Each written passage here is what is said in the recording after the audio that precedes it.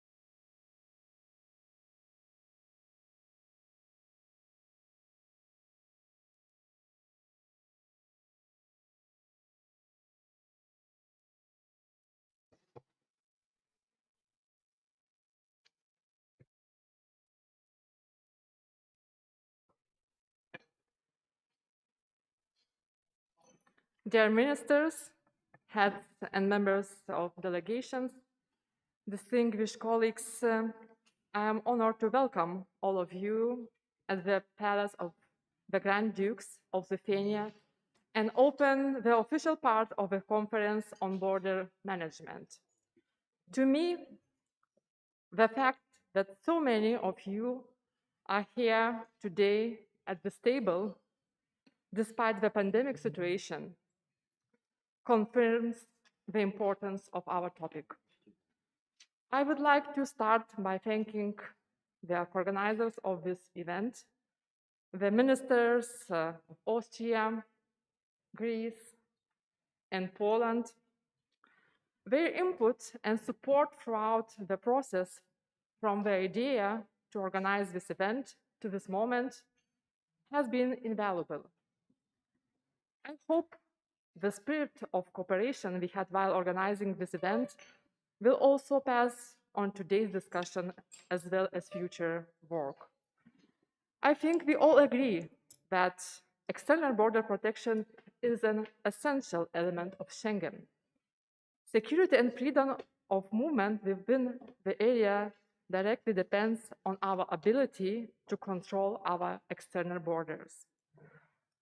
Over the last few years, we have faced a series of crises and challenges at the EU's external border. Instrumentalization of migrants as a part of hybrid attack by Belarusian regime was the latest one.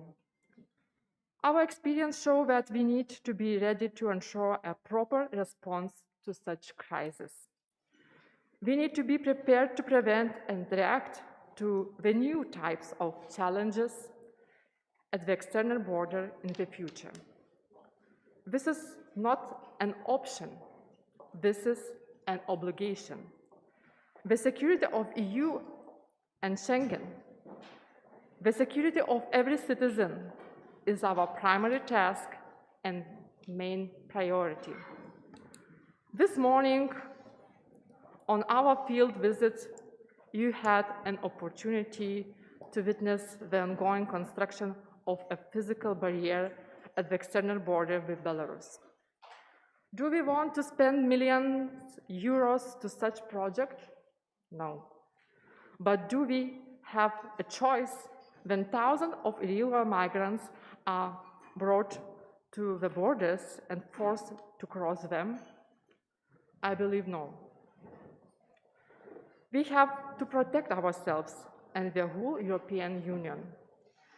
The recent developments at our external border expose the gaps in the legal framework at the EU level. Regretfully, our border protection and asylum rules based on EU values are subject to exploitation by the undemocratic regimes. This must be changed. In the past few months, the European Commission has tabled a number of proposals in this area. We will intensively discuss during the French and perhaps Czech presidencies. Today, we have a good opportunity to exchange our views in the rather informal setting on what we expect to come out of this process. To guide this discussion, we have put forward two questions. One is more on the practical side, and the other is on legal. First question is referring the experience and lessons learned. Please reflect what else should we do, or maybe what we do differently in order to protect our external borders more effectively. Second question invites to reflect what else in terms of legislative adaptation may be needed to render the EU and its member states more prepared and more resilient to possible challenges and threats. I'm very happy that today we have representatives from EU agencies with us. It is a good opportunity to also discuss their role in supporting the member states and explore possibility for improvement. I believe that outcome of today's discussion, summarized in the joint statement, will be a great preface to the upcoming intensive work in 2022. And now I would like to pass floor to my colleague and another organizer of this conference, person who inspired the idea to have this conference, the Minister of Migration and Asylum of Greece, Mr. Notis Mitaraki. Minister, please. Thank you, Agnes. Dear colleagues, thank you so much for attending this border conference in Vilnius. We are discussing the migration crisis for many years, well before the pact has been proposed by the Commission. We have been discussing for over a year the pact, and we all agree now that it is time to make progress. And we look forward to the French presidency to give a new momentum to the discussion. It is our view that we need to resolve two equally important challenges. First, to reduce the overall irregular arrivals in the European Union, and second, establishing a functioning and fair system to share the impact of migration crisis. Our focus in this conference today needs to be to discuss how we reduce the overall flows to the European Union. We should note that in 2021 we have seen a sharp increase in the number of irregular arrivals to the European Union in the level of 200,000, the highest number since 2017. So the migration crisis is still here and is growing. Moreover, we have also witnessed the repeated effort of a number of third countries to instrumentalize migration for political gains, most notably recently in the Lithuanian and Polish borders. In this context, it is imperative and topical that we meet to discuss the need to protect our common external EU borders. Obviously, strengthening the external dimension, focusing on returns, providing adequate resources post-arrivals, and treating the migration crisis is a European challenge, is our common ground. So we suggest we don't repeat these points today, but focus on the issue at hand. Protecting the external border of the Union ensures the integrity of the Schengen area and guarantees the safety of those within the Union. This is the task of frontline member states, whether on the eastern border or the Mediterranean routes or the north. And frontline states shoulder a burden in the name of the entire European Union. They protect the external border, and they do so in terms of the EU regulation and EU law.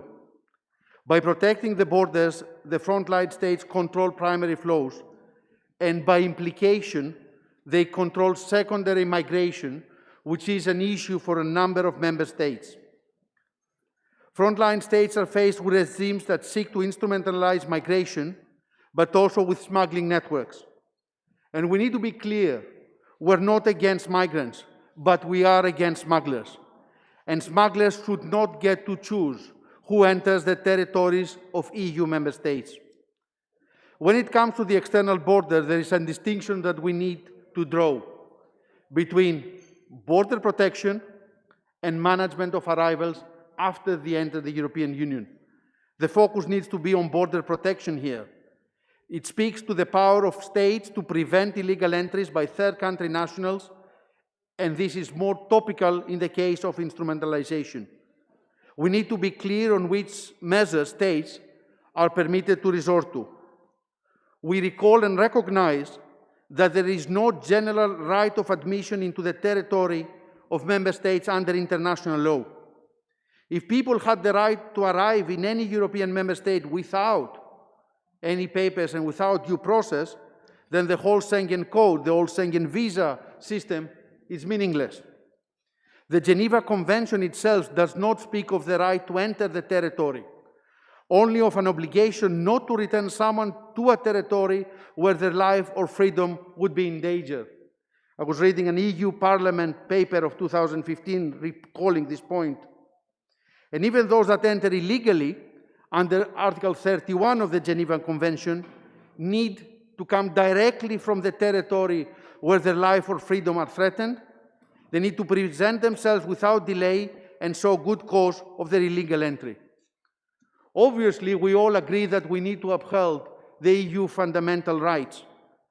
There is, first of all, the fundamental right to protect the safety and dignity of EU citizens, something that we failed to do in the Greek islands in 2015, where people did not live in safety in their own houses. And under the EU fundamental rights, we do provide asylum in line with the Geneva Convention and EU treaties.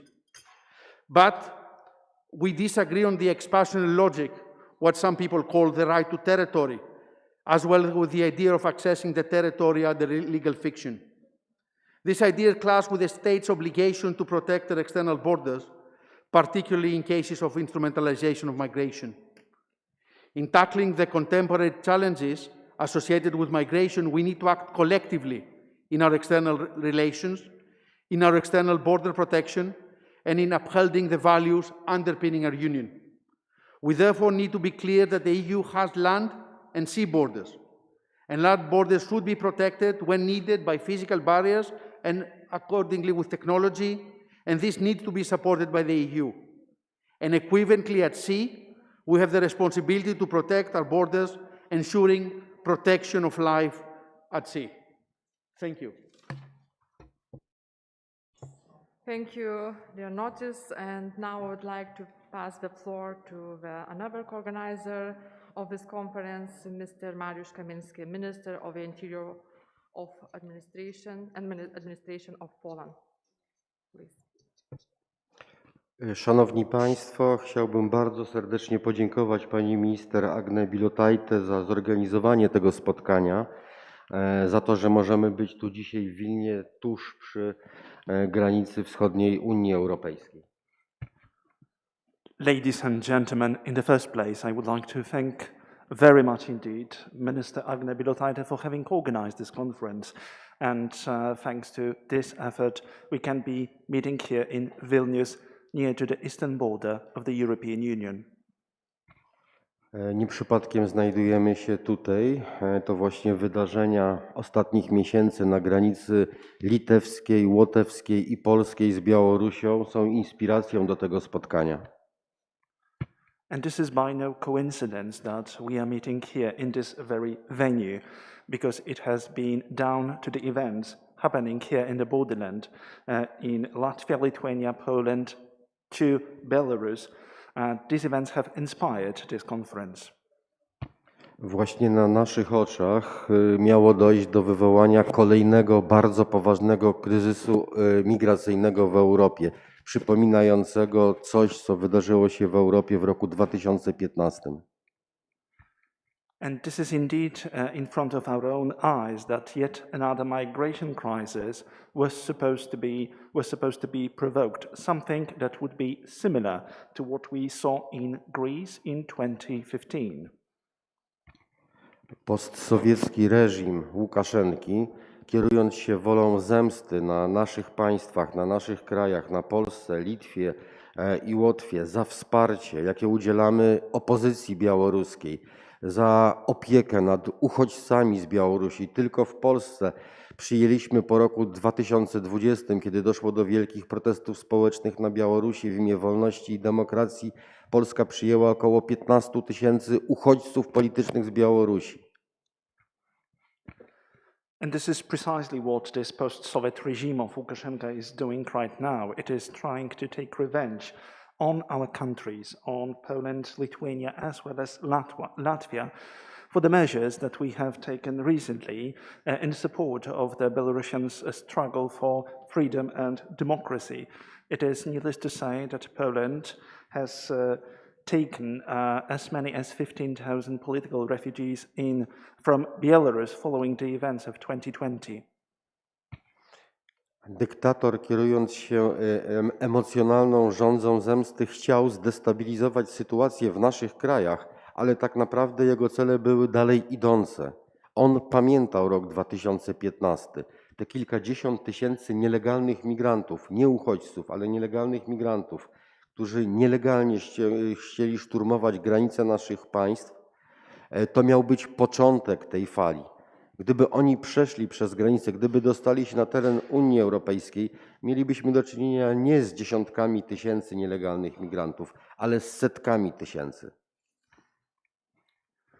The dictator himself, as he was very much willing for revenge, wanted to destabilize the situation in our countries, but his intentions were far reaching and going much more beyond this. The dictator must remember the events of 2015 and dozens of illegal migrants, not refugees, entering the territory of the European Union. And should we have not stopped the current wave, we would see the mass of not dozens of thousands, but hundreds of thousands migrants crossing the frontier of the European Union.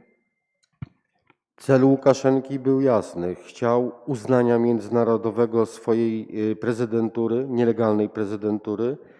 Chciał rozpoczęcia rozmów z Unią Europejską i chciał cofnięcia sankcji, wymuszając to szantażem. Szantażem w postaci zwabionych na Białoruś z Bliskiego Wschodu nielegalnych migrantów, stwarzając wrażenie, że za chwilę dojdzie do kolejnej fali kryzysu, wielkiego kryzysu migracyjnego na terenie Unii Europejskiej. To był jego cel i to było możliwe. Aims of Mr. Lukashenko were crystal clear in the first place. He badly wanted the recognition on the part of the EU of his illegal presence in the first place. Secondly, he wanted to start talks with the European Union. And thirdly, he wanted to have the sanctions imposed on Belarus eliminated. And this is something that he wanted to achieve by means of blackmail, whereby he used and exploited illegal migrants just to create an impression that there is yet another migration crisis looming at the frontier of the European Union. Dzięki stanowczym działaniom rządów Litwy, Łotwy i Polski nie doszło do takiej sytuacji. Łukaszenka nie osiągnął swoich celów politycznych. And it is indeed thanks to the measures, firm measures taken by the governments of Latvia, Lithuania and Poland that these goals have not been achieved. Musimy wyciągnąć doświadczenia z tej lekcji, jaką pokazał nam reżim Łukaszenki. Polityka migracyjna Unii Europejskiej nie może być naiwna i infantylna. Mamy do czynienia z ponurymi dyktatorami wokół Unii Europejskiej, którzy wykorzystają każdą słabość systemu migracyjnego Unii Europejskiej do swoich politycznych celów, a tym celem jest destabilizacja sytuacji politycznej i społecznej w Unii Europejskiej. Importantly, we must draw from this experience and we must learn lessons when it comes to developing EU migration policies. These migration policies of the community must not be naive, especially in the light of the fact that Europe is surrounded by dictators who just want to use migrants to realize and strive for their own goals, that is to destabilize the situation in the community. Mamy pełną świadomość, nasze rządy, że bronimy nie tylko niepodległości i integralności granic naszych państw, ale również zewnętrznych granic Unii Europejskiej. Nie mamy najmniejszych wątpliwości, że gdybyśmy okazali słabość w tym kryzysie, niekonsekwencje, to konsekwencje naszych słabości poniosłyby wszystkie państwa Unii Europejskiej i ogromna fala uchodźców, która by po raz kolejny zalała Europę. We are perfectly aware in our governments that we are not only standing here in defense of our own borders, of the independence and integrity of these borders, but we are also here in defense of the borders of the European Union.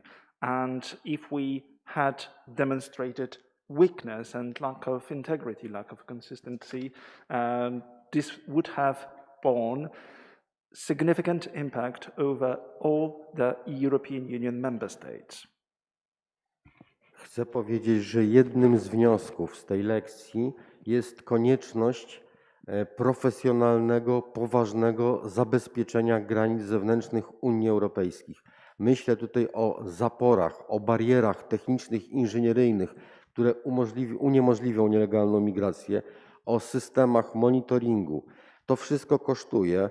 Rząd Litwy wydaje poważne kwoty na te przedsięwzięcie. Rząd polski wyda jeszcze poważniejsze kwoty na te przedsięwzięcie. W tym roku mamy zabezpieczone środki i zainwestujemy w ochronę zewnętrznych granic Unii Europejskiej 350 milionów euro.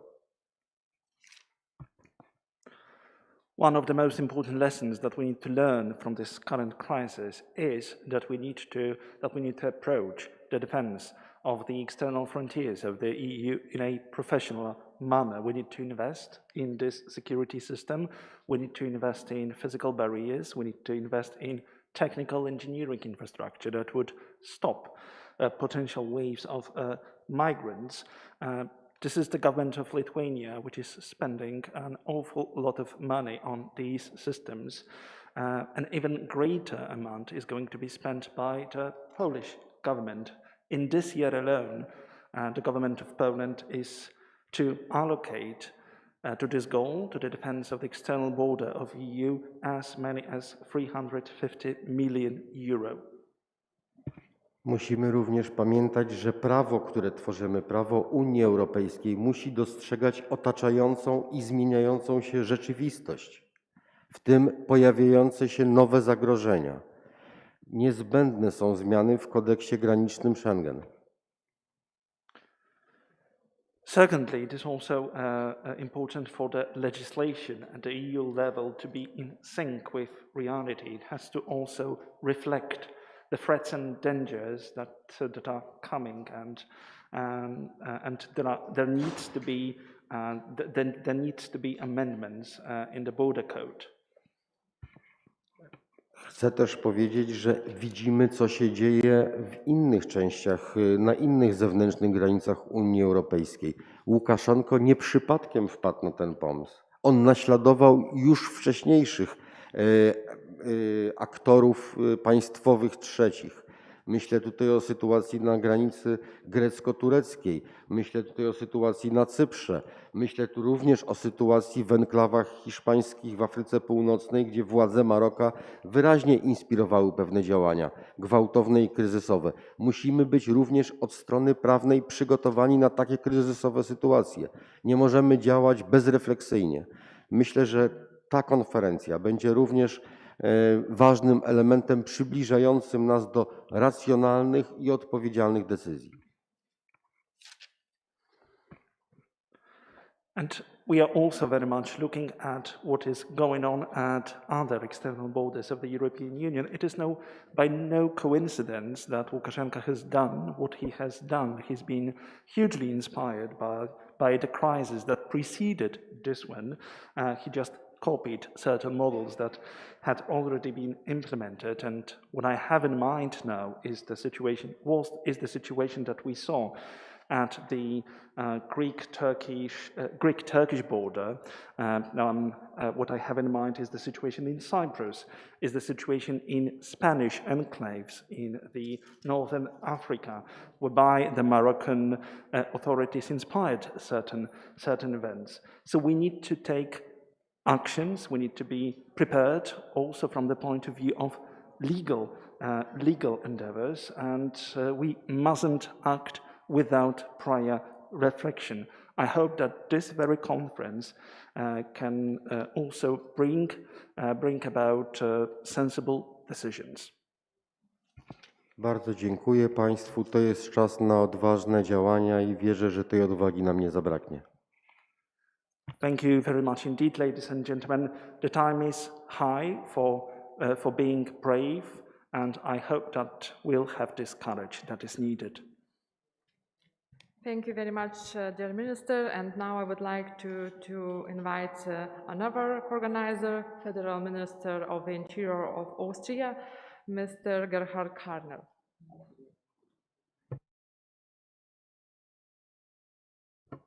Dear colleagues, meine sehr geehrten Damen und Herren, der europäische Grenzschutz ist für uns alle, denke ich, eine ganz besondere Herausforderung. Daher vielen herzlichen Dank an unsere Co-Organisatoren dieser Konferenz und ein besonderes Danke für diese eindrucksvolle Präsentation der Außengrenze hier in Litauen. Dear colleagues, ladies and gentlemen, external border protection is a challenge for each and every one of us. And therefore, I would really like to use this opportunity to thank the organizer and the co-organizers of this conference. And I would particularly thank you for this highly impressive presentation of what protection of the external border actually means. Das hohe Migrationspotenzial und die verstärkten Schlepperaktivitäten betreffen aber nicht nur Länder an der EU-Außengrenze, es betrifft auch Binnenländer, sogenannte Binnenländer, die besonders von der Sekundärmigration betroffen sind, wie das Österreich der Fall ist. Daher sind wir auch Mitorganisator dieser Konferenz. Und allein im letzten Jahr sind die Asylanträge in unserem Land um mehr als 160% gestiegen auf fast 40.000.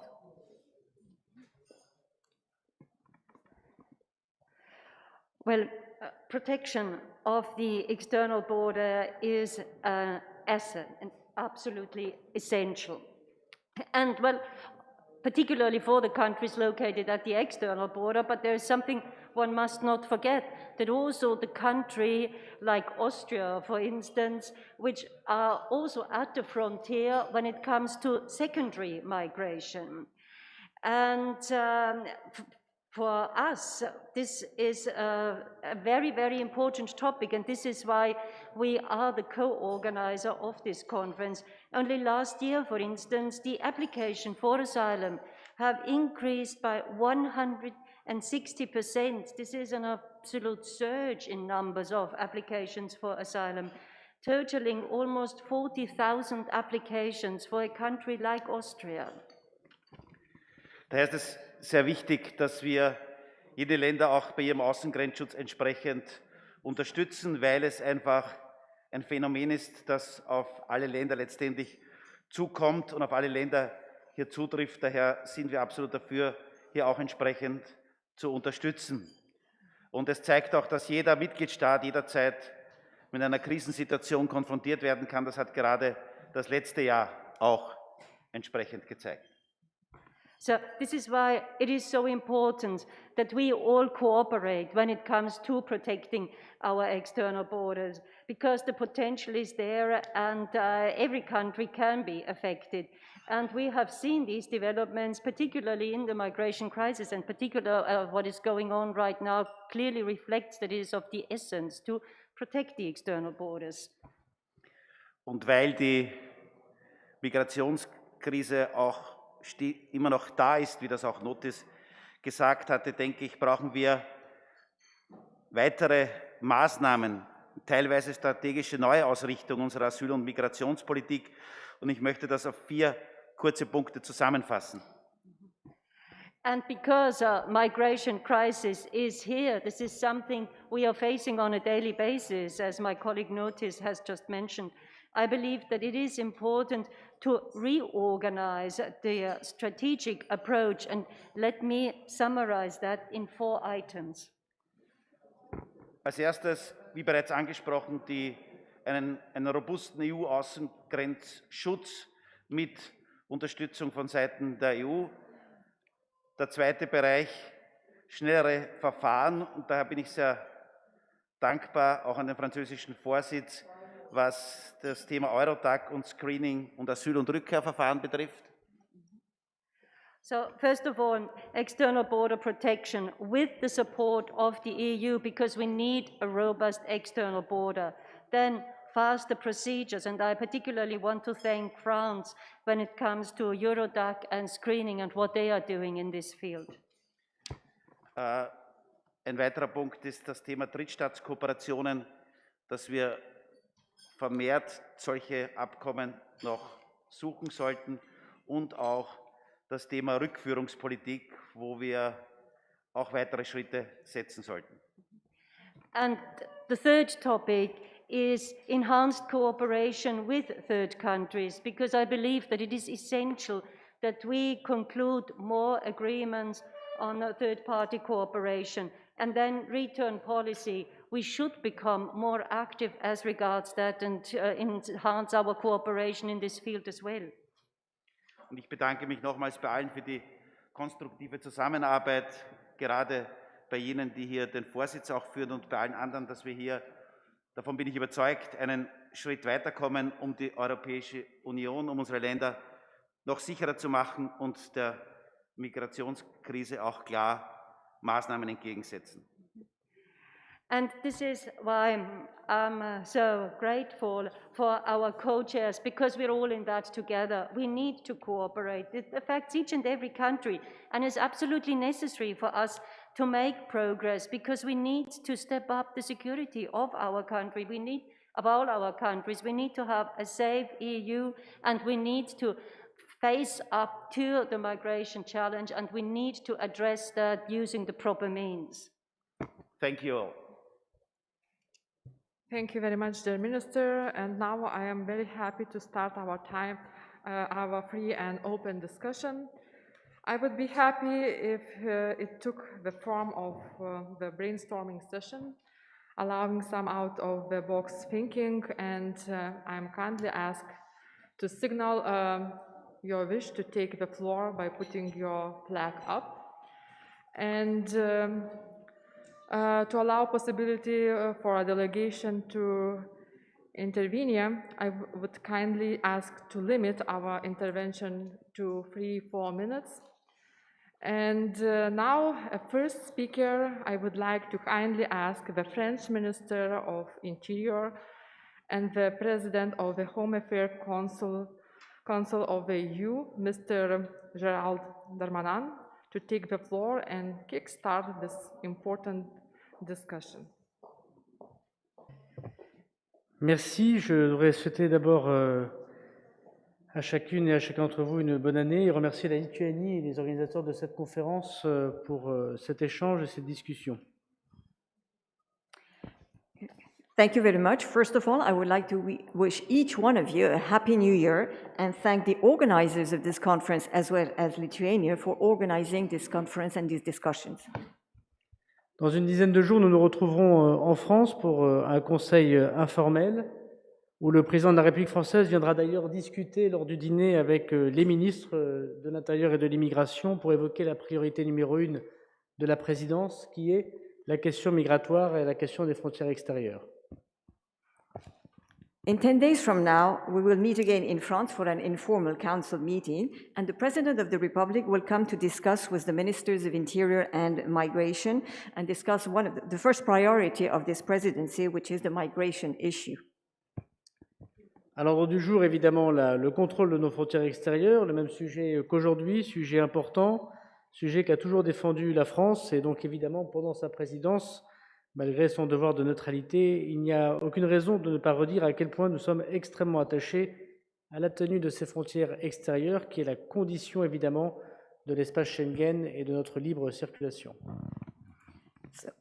The control of our external borders is an important issue, and this is a position which has always been supported by France. So therefore, during our presidency, even though we have to remain neutral, we repeat that we're deeply attached to this issue, which is one of the conditions for our Schengen space.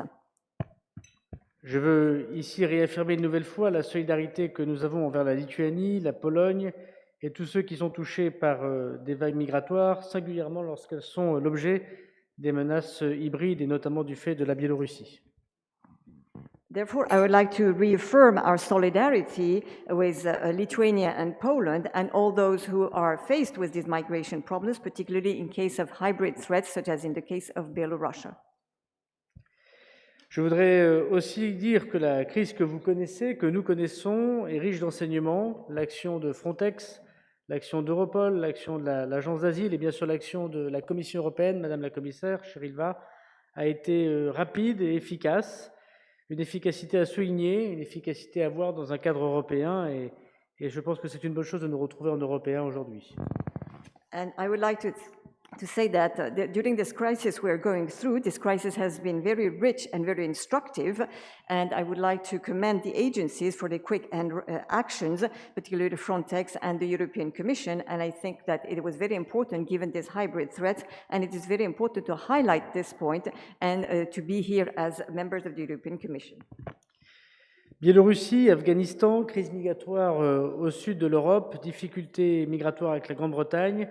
Nous avons besoin d'une gouvernance plus forte, plus réactive, plus politique, moins technique de l'immigration, et c'est une des propositions de la présidence française. And given the situation with Belarus and Afghanistan and the migration crisis in the south of Europe and the migration problems and issues with Great Britain, we need a governance that would be stronger, more reactive and less political. Bien sûr, nous devons approuver les propositions de la Commission pour réviser l'espace Schengen, le renforcer, mais nous devons avoir un pilotage politique, un pilotage des ministres de l'Intérieur et de l'Immigration, afin que les décisions rejoignent plus vite les évaluations et les discussions que nous pouvons avoir.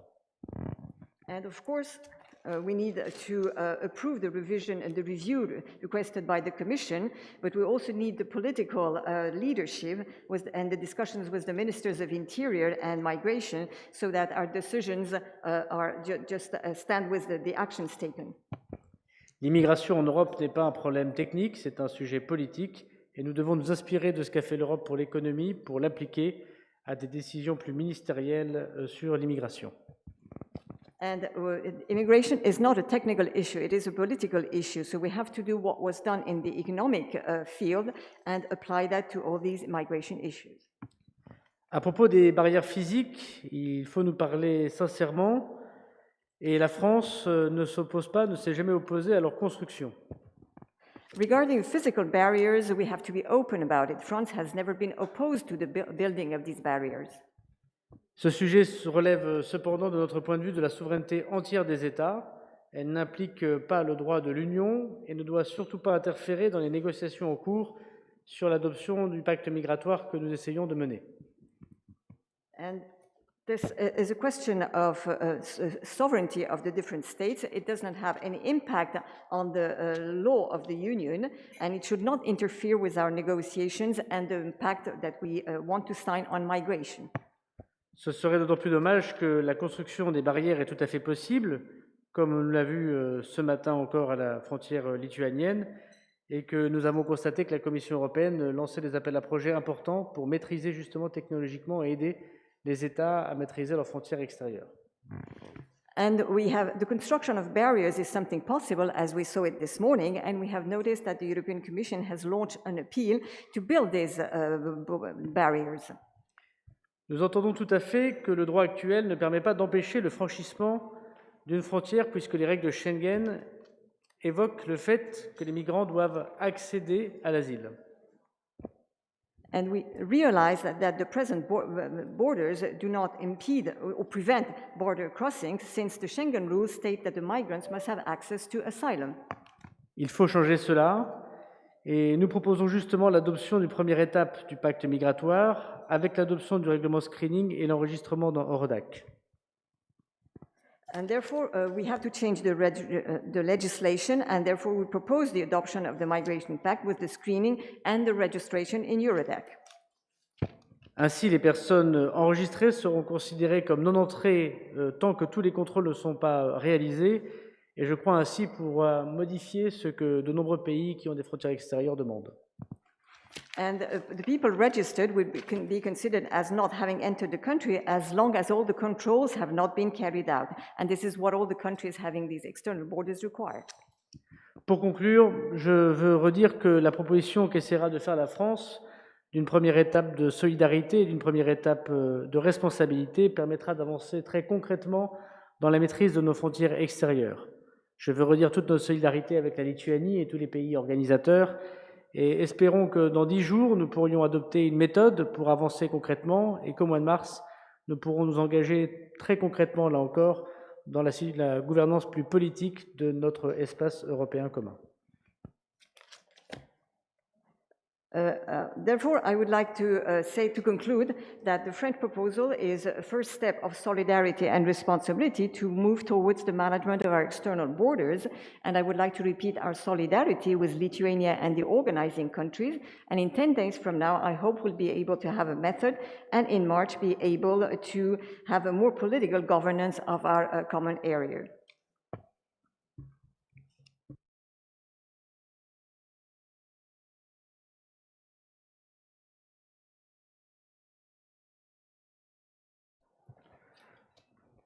Merci beaucoup, dear Minister. I would like to take this opportunity to wish you the best of success during the French presidency, strengthening the Schengen area and protecting European borders, our priorities of the presidency. We are looking forward to intensive work and significant results.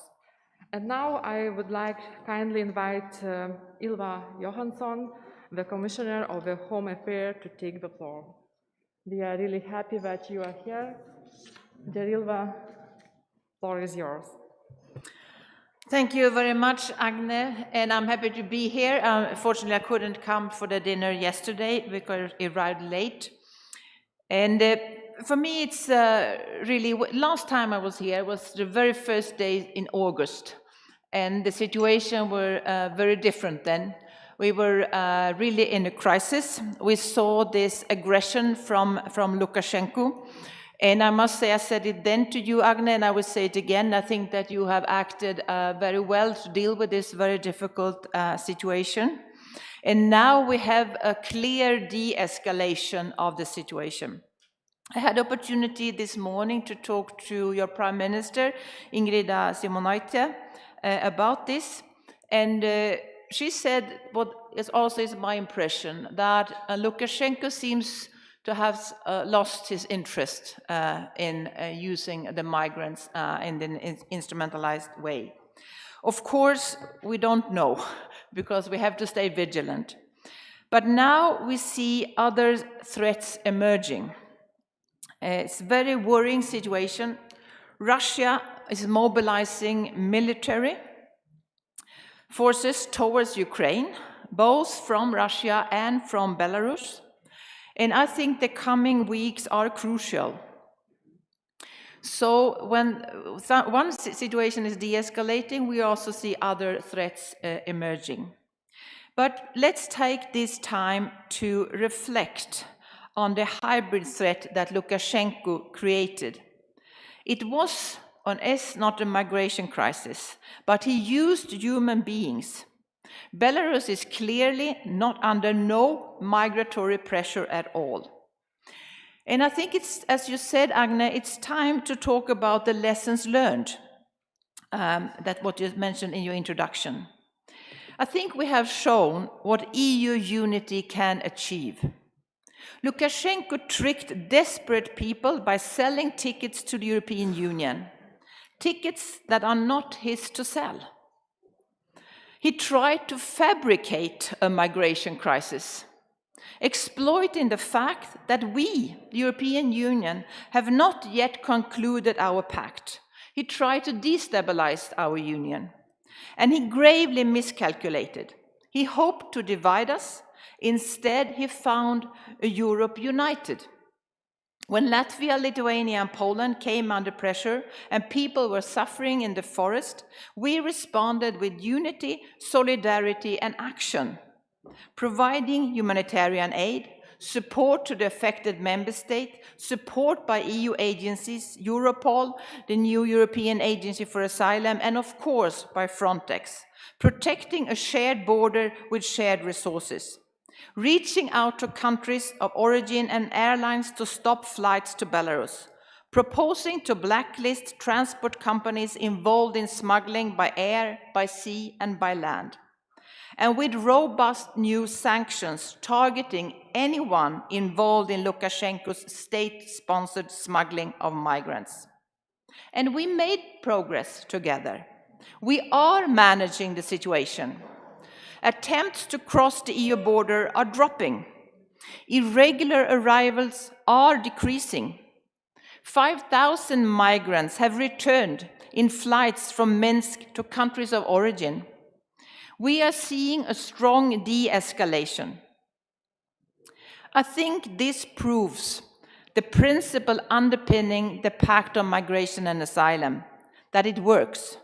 Border control alone won't stop irregular migration. But we must all work together with countries of origin and countries of transit to manage migration. And this is the idea, the core idea of the pact. We also know that people have died. Some are still stuck in this cold forest. So I won't say that we have been successful.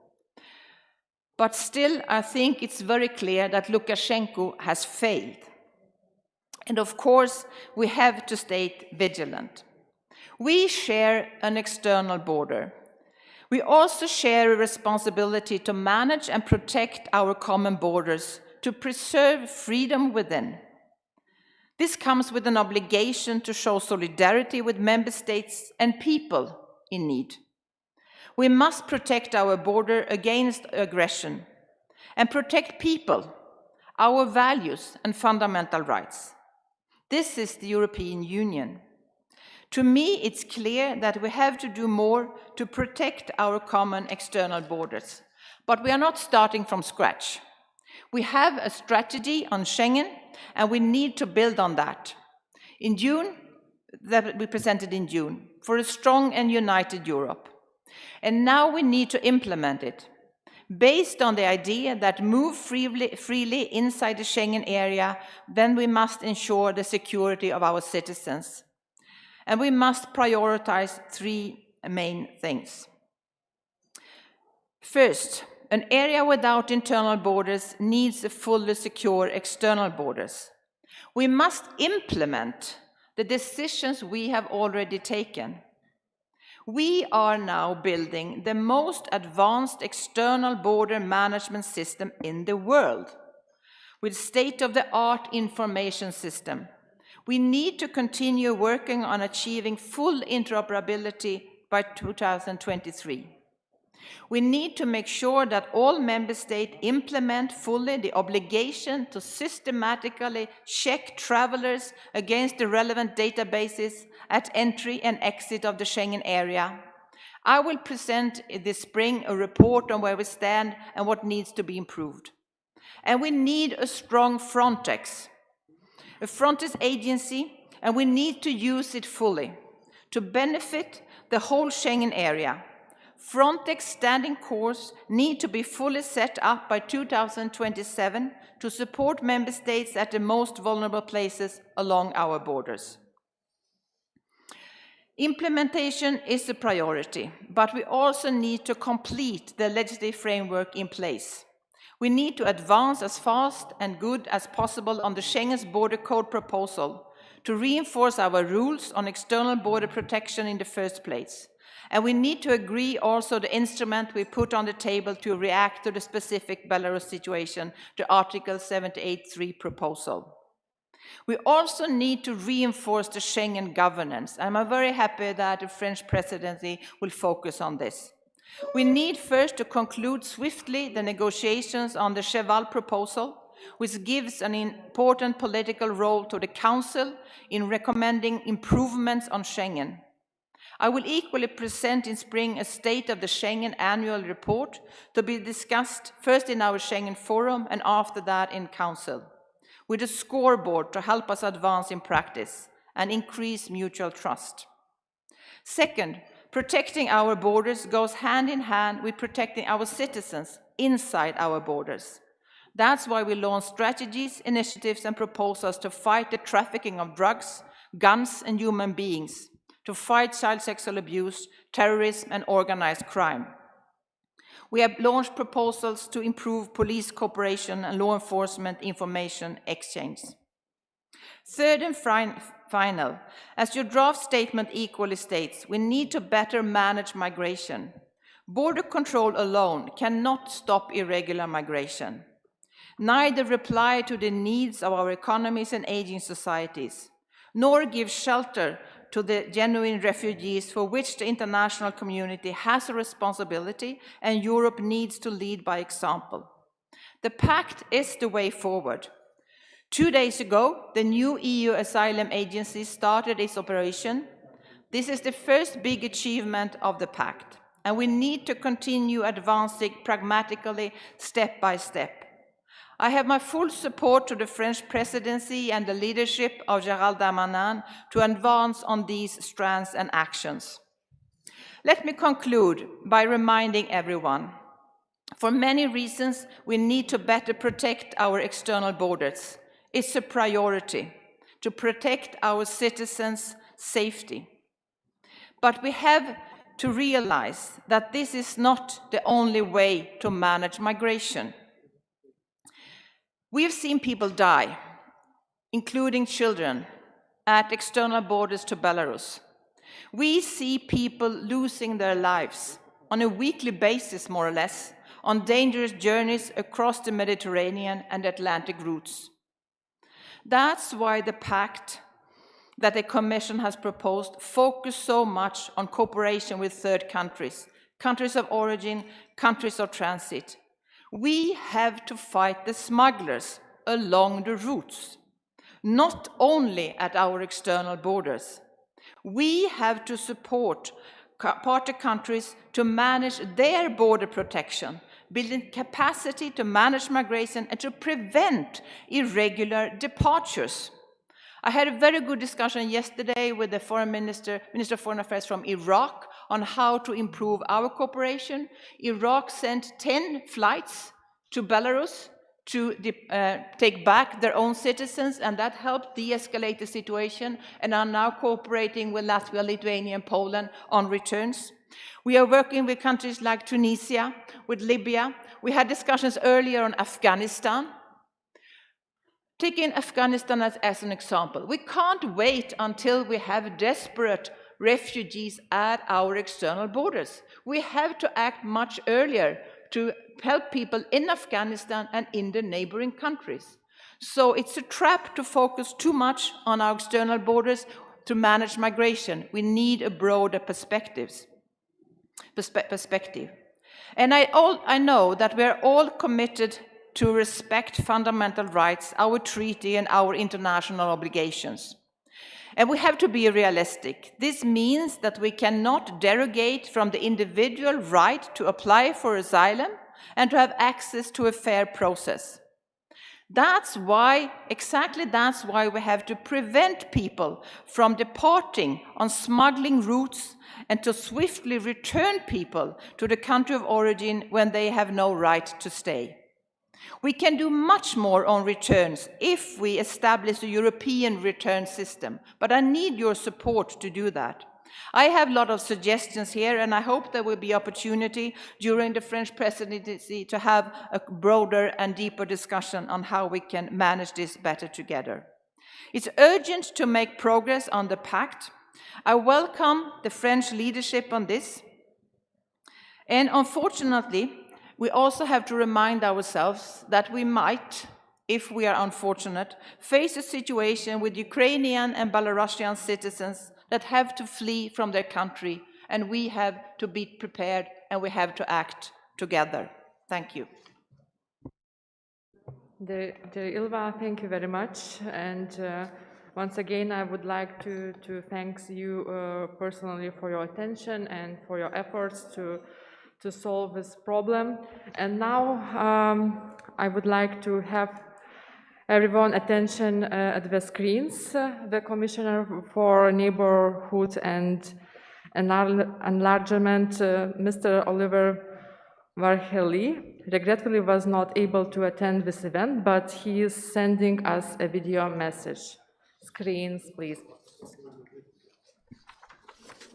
Dear Ministers, distinguished colleagues, before I start, I would like to thank Austria, Greece, Lithuania, and Poland for taking the initiative to organize this conference on the key issue of border management. The emergency situation at the EU's external borders with Belarus and the instrumentalization of migration for political purposes by the Lukashenko regime made this discussion even more pertinent. I would also like to pay tribute to the border guards who are protecting our common borders. In times when they themselves are subject to attacks, we need to be fully aware of the price they pay serving for our common security. I can assure you that securing Europe's external borders, countering irregular migration, and cracking down the criminal networks behind migrant smuggling is a top priority for the Commission. While the instrumentalization of migrants for political purposes is not new, it had not yet reached the level of organization, violence, and sheer aggression put forward by the state authorities of Belarus in the past months. Such instrumentalization, weaponization, essentially representing an attack on the EU and its member states, and it is unacceptable and will not go unpunished. We have expanded sanctions for Belarus to target the perpetrators of the migration situation.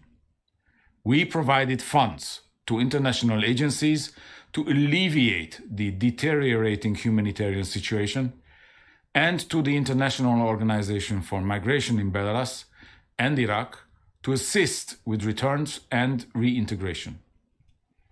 In parallel, we have stepped up our international outreach to stem irregular migration flows at source.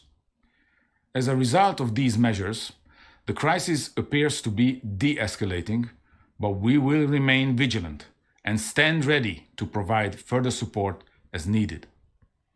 The crisis in Belarus is a clear reminder that we must continue to protect our borders. I have seen this firsthand this week when I visited the Polish-Belarusian border near Białystok. As part of broader efforts in this context, we are providing extensive support to our partner countries in the EU's neighborhood and the Western Balkans. For example, we are supporting Morocco in patrolling their borders and dismantling cross-border criminal networks. We are helping Tunisia to modernize the maritime surveillance capabilities against irregular departures of migrants towards Europe. And we assist Libya in increasing their capacity for search and rescue operations and patrolling the country's southern border. We also keep supporting Turkey, now with a greater focus on the country's eastern borders with Iran.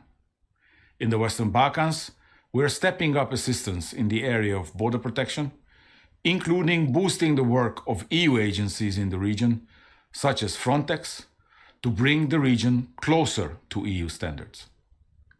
We also plan to further increase our funding in this field on the basis of recent needs assessments provided by each Western Balkan partner.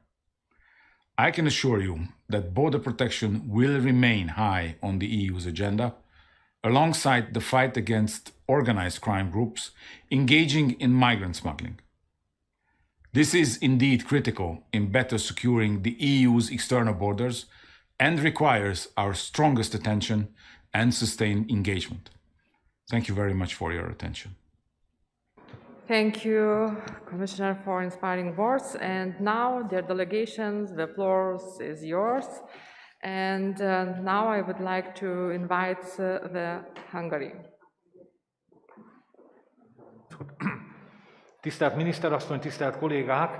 Magyarország támogatja Litvániát és a többi ebben a válságban érintett országot, Lengyelországot, Lettországot, hogy meg tudja védeni külső határait. Dear Minister, Hungary provides the support for Lithuania and all other countries affected by this crisis in order to provide a solution. Magyarország elutasítja az illegális migráció politikai eszközként történő felhasználásra irányuló kísérleteket és más hibrid fenyegetéseket. Hungary denies any kind of effort to use migration as a political act and also refuses hybrid threats. Mi úgy tapasztaljuk, hogy a közös európai menekültügyi rendszer reformja keretében tett javaslatok nem voltak képesek reagálni a kialakult helyzetre és a tagállamok igényeire. Az Európai Unió külső határainál bekövetkezett új fejlemények miatt az uniónak az új helyzethez kellene igazítani a meglevő jogi kereteket. The way we view it is the proposals made in context of the reform of the common European asylum system have not been able to respond to the unfolding situation and the needs of the member states. New developments at the external borders of the European Union required the EU to adapt the existing legal framework to this new unfolding situation. Olyan erős és egységes eszközöket kell biztosítani a tagállamok számára, amelyek képesek hatékony választ adni a napjaink migrációs kihívásaira. Ezt az elvet a Schengeni határellenőrzési kódex módosítása során is szem előtt kell tartani álláspontunk szerint. Member states need to be provided with strong and coherent instruments capable of responding effectively to today's migration challenges. This principle should be kept in mind when amending the Schengen Borders Code. This is the Hungarian standpoint. Magyarország 2015 óta szavatolja az unió külső határainak védelmét, saját költségén kialakította az ehhez szükséges és alkalmas határvédelmi rendszert, amely a migrációs áramlatokkal szembeni fellépés leghatékonyabb eszközének bizonyult. Elvárjuk, hogy az Európai Bizottság térítse meg a déli határszakaszra telepített kerítés építési fenntartási költségeit, az unió külső határainak védelmére irányuló törekvéseket a szolidaritás egy formájának kell tekinteni, mivel ezen intézkedések célja az unió egészének védelme. Hungary has been ensuring the protection of the EU's external borders since 2015. At its own expense, Hungary has developed the necessary border management system, which has proven to be the most effective tool to counter migration flows. We expect the European Commission to reimburse the costs of construction and maintenance of the fence along the southern border. Efforts to protect the Union's external borders must be seen as a form of solidarity, since the aim of these measures is to protect the European Union as a whole. Magyarország a külső határok ellenőrzését a Schengeni határellenőrzési kódex által meghatározott szabályok betartásával végzi. Külső határokat csak a határátkelőhelyeknél hivatalos nyitvatartási időben lehet átlépni. A rendőrség az úti okmányok és tartózkodási feltételek mellett tagállam közrendjére, közbiztonságára vagy a közegészségügyre gyakorolt hatását is ellenőrzi. Hungary controls its external borders in accordance with the rules set forth in the Schengen Borders Code. External borders can only be crossed at border crossing points during official opening hours, and in addition to travel documents and residence conditions, police forces in Hungary also check the impact of these flows on public order, public security, and public health of Hungary and other member states. Magyarország az illegális migráció elleni fellépés területén példát mutat a nyugat-balkáni országok támogatása tekintetében, szükség esetén élőerős és technikai támogatást is biztosít. Hungary serves as a good example of how to support countries along migration routes in supporting West Balkan countries, both with manpower and technical support. A Frontex 2021 év elején politikai okokból kivonult Magyarországról, ugyanakkor elvárta, hogy hazánk továbbra is részt vegyen a Frontex külföldi műveleteiben. Az Európai Unió biztonsága szempontjából azonban elengedhetetlen a Frontex, a tagállamok és harmadik országok támogatása terén betöltött aktív szerepe.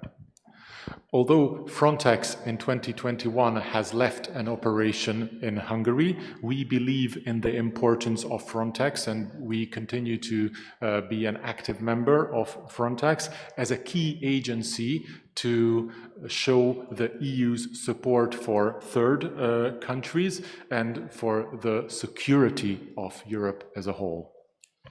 Magyarország a konkrét cselekvés pártjánál. Úgy gondoljuk, hogy sokat beszéltünk erről a nagyon fontos témáról, most már illene, hogy az Európai Bizottság is meghallaná ezeket a hangokat, és e szerint tudná támogatni ezeket a törekvéseket. Erre kérjük nagy tisztelettel az Európai Bizottságot. Hungary is on the side of action. We believe a lot of fruitful discussions have been made in this response, in this regard, but now we do urge the European Commission to take action and to see this Hungarian way, and we thank you very much for the opportunity to put forward our standpoint. Thank you. Thank you very much. And now I will invite Croatia, and next will be Cyprus. Thank you, Agne. Thank you, Ministers Karna, Mitarachi, Kaminsky, for organizing this very important and timely meeting. Thank you especially for this morning visit and important and very instructive visit to the border with Belarus, and I congratulate for everything you do and invest in the protection of your, but at the same time, external border of the European Union. Actually, I would like to say that how pleased I am that increased attention is being paid to the protection of external borders. We have entered the 7th year of increased migratory pressures that the European Union continues to face. Given the increasingly difficult geopolitical situation in our neighborhood, they are growing in complexity and numbers. When it comes to the current situation of the eastern borders, Croatia fully condemns the unacceptable actions taken by Belarus regime to instrumentalize migrants and directly assist them in illegally crossing the territory of Lithuania, Latvia, and Poland. But as Ilva said, it is very important that EU showed unity in this crisis from Union Civil Protection Mechanism, of course, European Commission High Representative for Foreign Affairs, and also EASO, Frontex, and Europol in rapid deployment of their forces. Unfortunately, the situation that the Baltic states have been facing since summer last year has been to greater or lesser extent a reality for Croatia, not only for Croatia, for 7 years in a row. Since the very beginning of the migrant crisis, where over 650,000 migrants crossed the territory of my country, until today, when we prevent between 300 and to 500 illegal border crossings attempts every day. Croatia has been investing great efforts in building its own operational capacities for border management on the Eastern Mediterranean route. These efforts have also shown to be particularly useful in the context of continued deterioration of the situation in Afghanistan, since Afghan nationals most often use this route to reach Europe. In 2020, we prevented 40% more illegal border crossing attempts in comparison to 2019,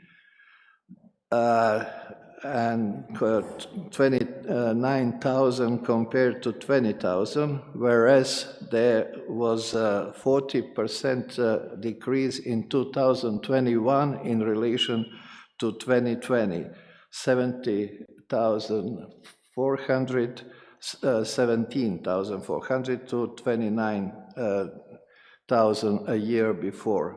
This clearly demonstrates the significant success of our everyday activities in preventing and discouraging illegal border crossing attempts, which is most certainly also a result of arresting almost 5,000 smugglers in the past few years. 5,000 individuals.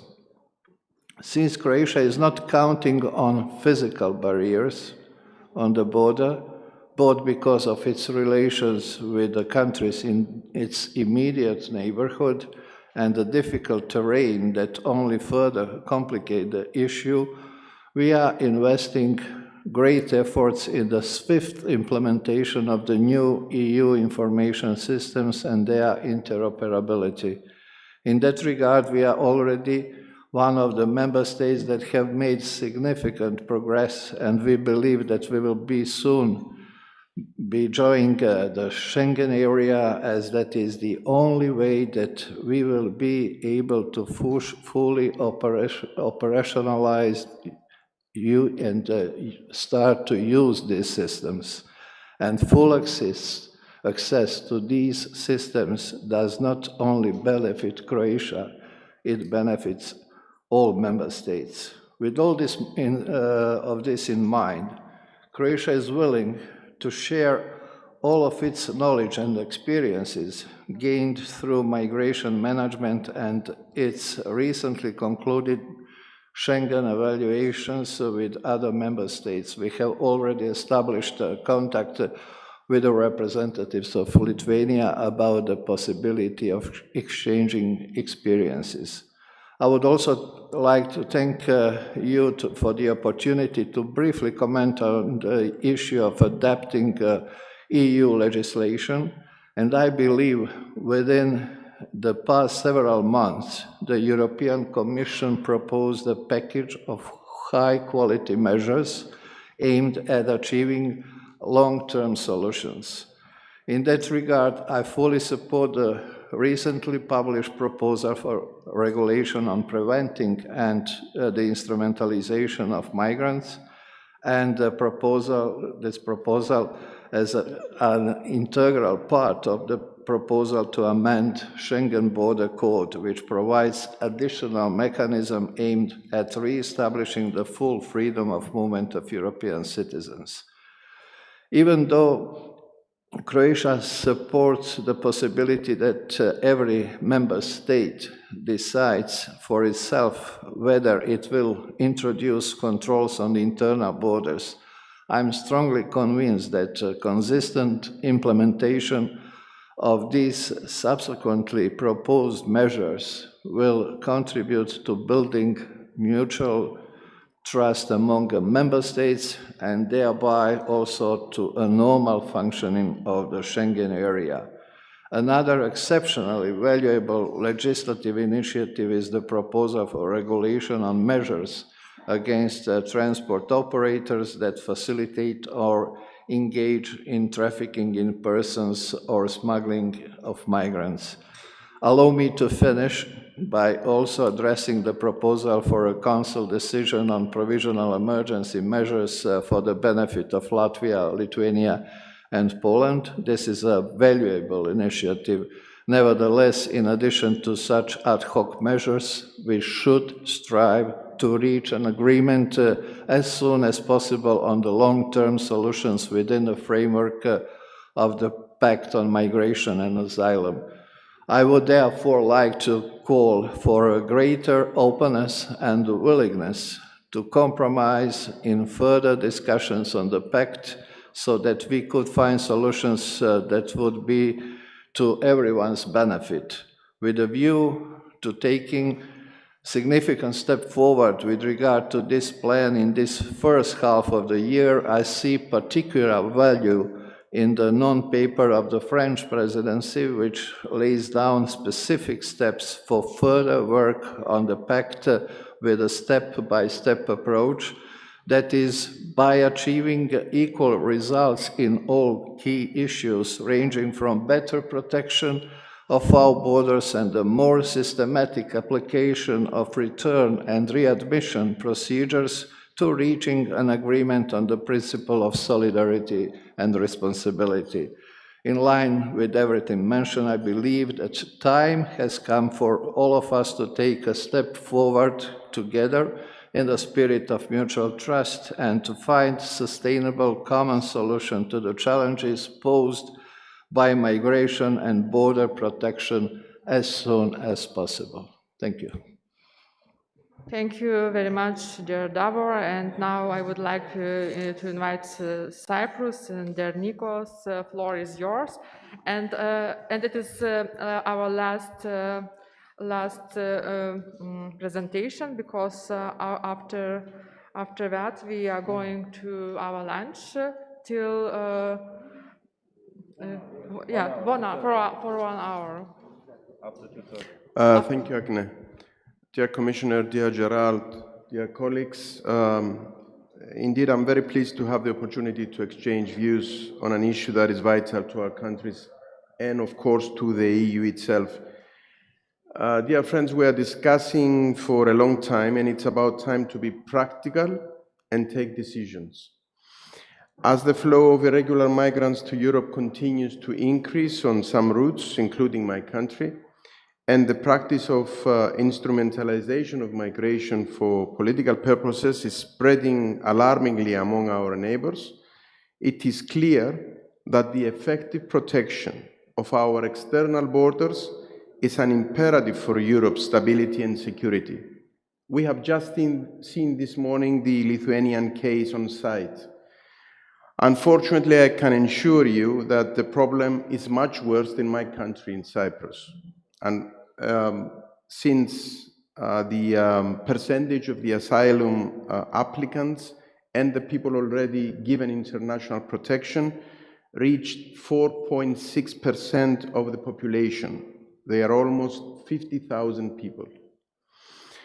Frontline member states acting as guardians of Europe's external borders should take immediate and decisive action to prevent the influx of irregular migrants and the penetration of potential criminal elements into Europe.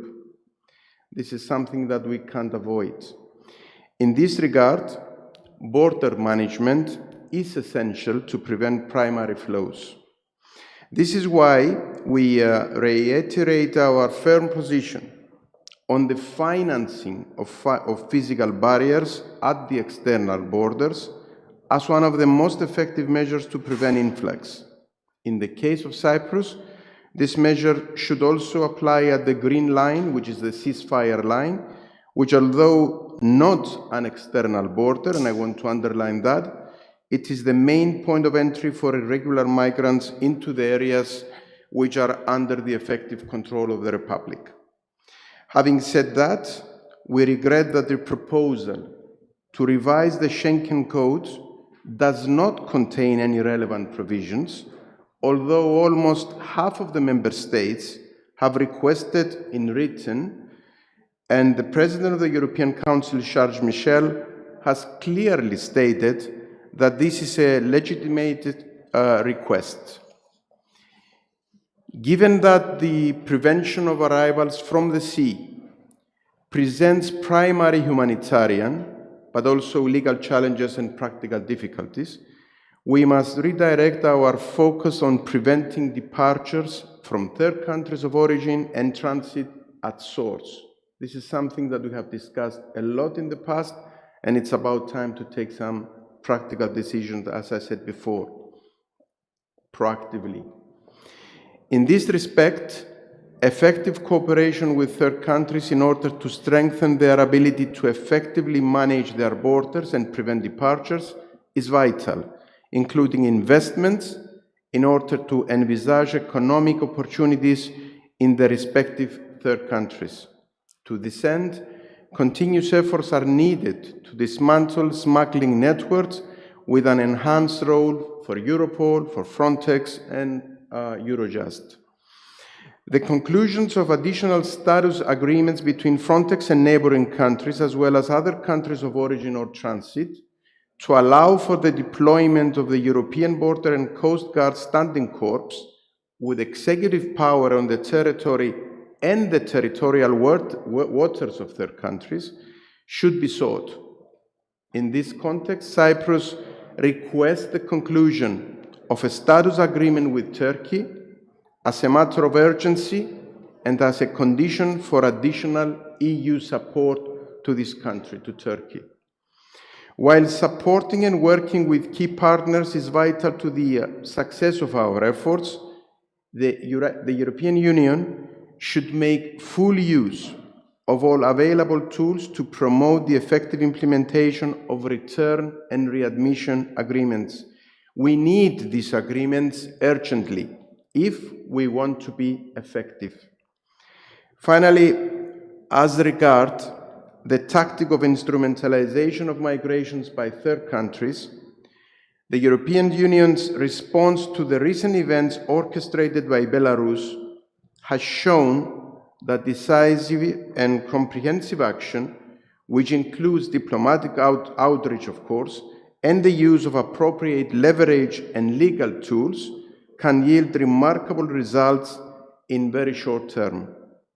In light of the above, we expect that all attempts for instrumentalization of migratory flows from third countries against EU member states will be addressed in a united and coherent manner across the EU. Thank you, President. Thank you very much, dear Nikos. And now, dear colleagues, I will inform you that we are going to our lunch. And please come back at 2:30. And now I would like to pass the floor to Greek minister, who has something pleasant to say. I don't know if it's pleasant, but it's a privilege for Greece to be hosting the lunch. So let's go and enjoy lunch. Now I would like also kindly ask and invite heads and of delegation for family photo in the next room.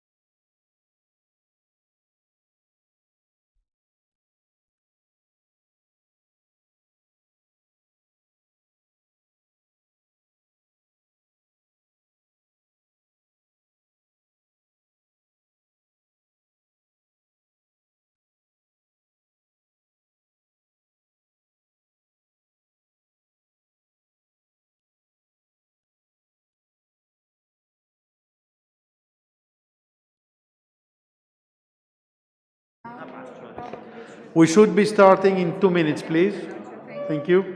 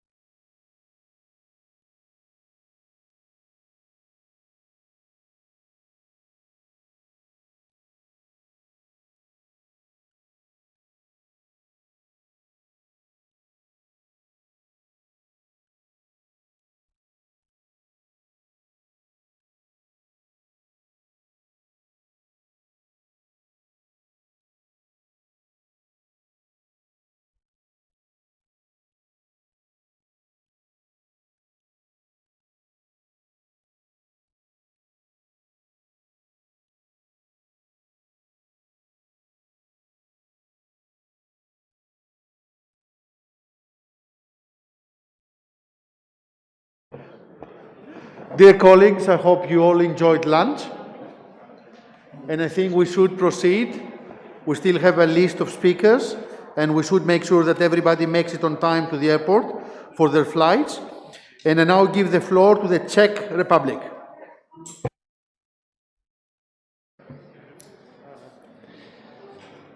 Good afternoon, dear colleagues.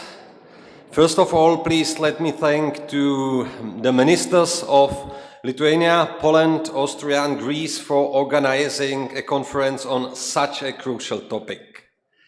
This joint meeting was prompted by the events and incidents of the last few years.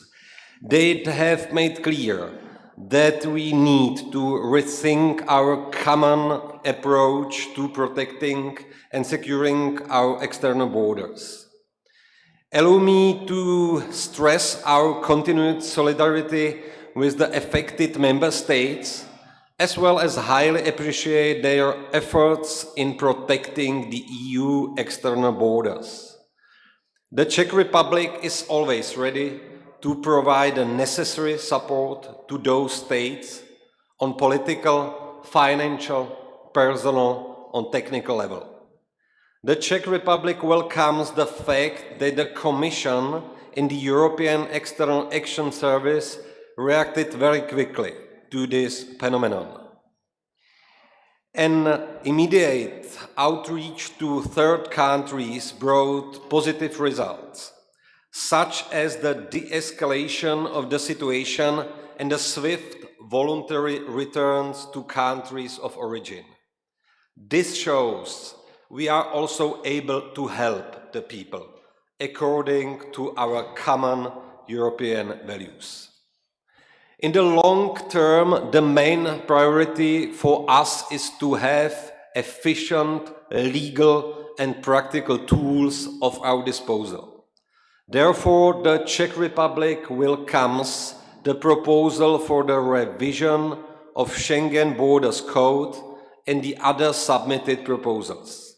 Within those, we need to look for sustainable solutions to the issue of countering instrumentalization and other hybrid threats. It is necessary to discuss these proposals as soon as possible. While doing so, we need to learn from the latest events and take into account the experiences of affected states. This is the way forward in tailoring future solutions for our joint benefit. From our perspective, the sustainable solution requires the following. First, well-targeted and coherent EU approach to key third countries. Second, well-protected external borders. Third, effective measures under the pact. The key issue is to find a solution to the prevention of secondary movements. The European agencies should be tasked to carry out their implementation in accordance with their respective mandates. Allow me to state that the Czech Republic will contribute to all discussions during the French presidency. We are ready to pay attention to this topic during the Czech presidency in the second half of this year. Thank you for your attention and for the invitation to this nice conference. Thank you.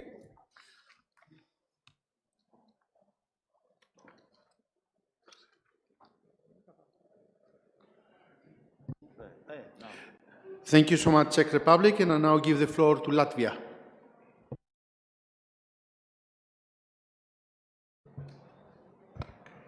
Ladies and gentlemen, I think it's a very appropriate time for us to discuss these issues today, and thank you to the ministers who have organized this conference. I'd like to say that unfortunately, the issue of control and protection of EU's external borders has become more important in the last years since authoritarian regimes in the EU's neighborhood have become more aggressive. Unfortunately, from the Latvian point of view, we do not see de-escalation at the EU's external border.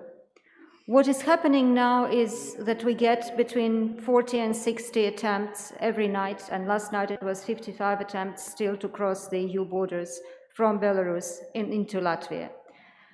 So while we do appreciate that our Lithuanian and Polish colleagues are seeing less of this in recent weeks, we have already had 800 attempts this year. And last year it was about 4,000 attempts, which for Latvia is totally unprecedented. In the whole of 2020, there have been 85 illegal crossings of Latvian borders anywhere in our territory, so just for comparison.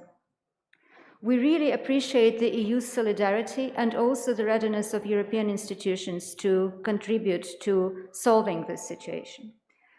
We also very much welcome the Commission's new proposal to amend the Schengen Borders Code, as well as the proposal for the Council decision on provisional emergency measures, and the proposal for a regulation addressing situation of instrumentalization in the field of migration and asylum.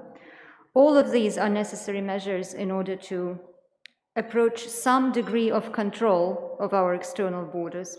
And without control, we can neither maintain a properly functioning migration system, nor indeed an asylum system according to our international obligations. We must continue to strengthen the existing cooperation, but also,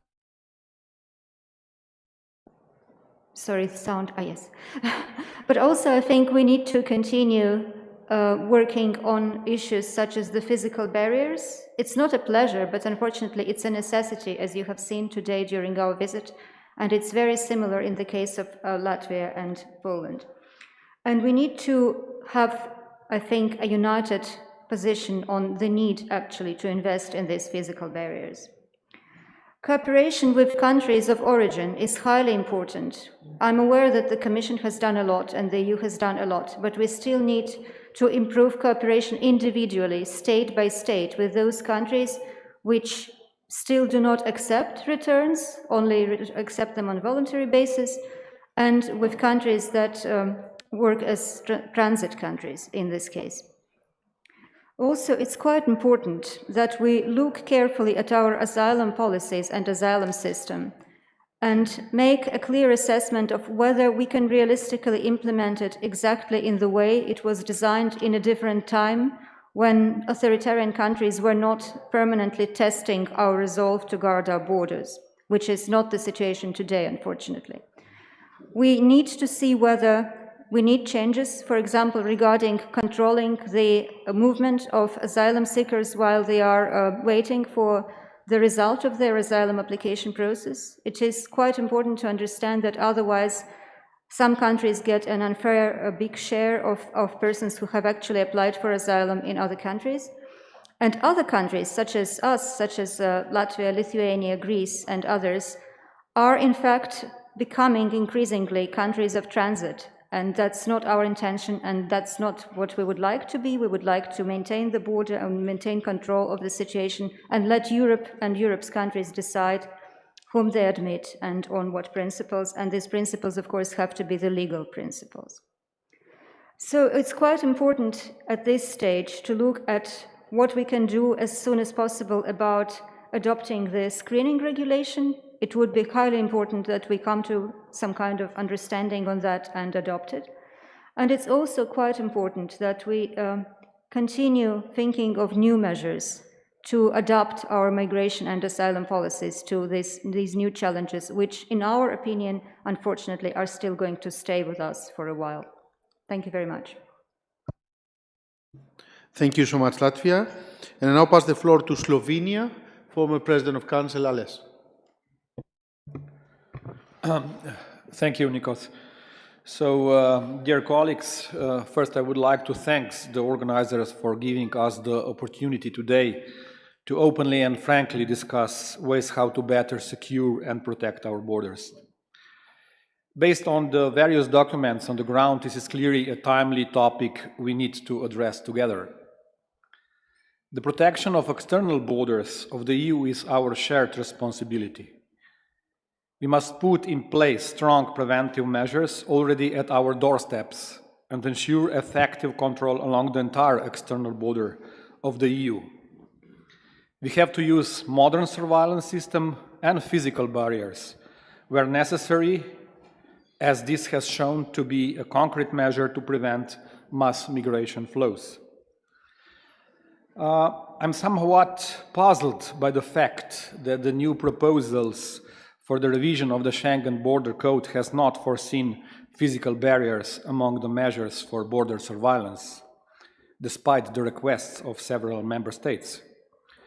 We find it unreasonable that the Commission is reluctant to finance such necessary technical infrastructure from the EU funds.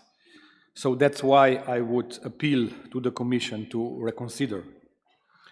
Ultimately, the desired effect can only be achieved once we also attain progress on other elements of the integrated border management.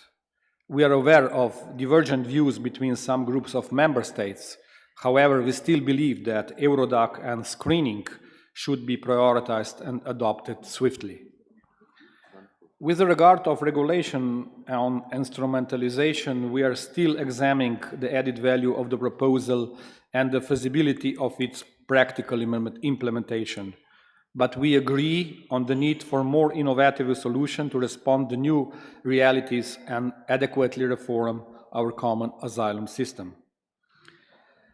As we enhance our work on the external dimension of migration and continue to persuade stronger cooperation with the countries of origin and transit, We must strive for a comprehensive and coherent approach, avoiding duplication. While we welcome the establishment of MOCADEM and its intention to focus on the fields of return and readmission, we expect the mechanism will give better overview of the available leverages to be applied in case of non-cooperation by the specific third country and provide concrete results. For us, it is unacceptable that certain third countries remain to be recipients of substantial budgetary and technical support by the EU, but are reluctant to readmit their own nationals. It is clear that the current EU return system is not delivering satisfying results. This is why we must also improve its governance, enhance the role of Frontex in implementation returns, quickly appoint the return coordinator, and make progress on the revised return directive. We must also strengthen our fight against migrant smuggling and cross-border criminality. In this regard, it should remain our priority to swiftly reform the mandate of Europol. Unfortunately, as you know, EDPS already issued an order for the deletion of uncategorized data, which is crucial for successful investigation of some serious crimes. So I hope that this delay in the negotiation will not result in their deletion. Thank you. Thank you, Ales. And I now pass the floor to Germany. Minister, distinguished delegates, I want to thank you for the hospitality and the well-organized conference. And let me explain the German position.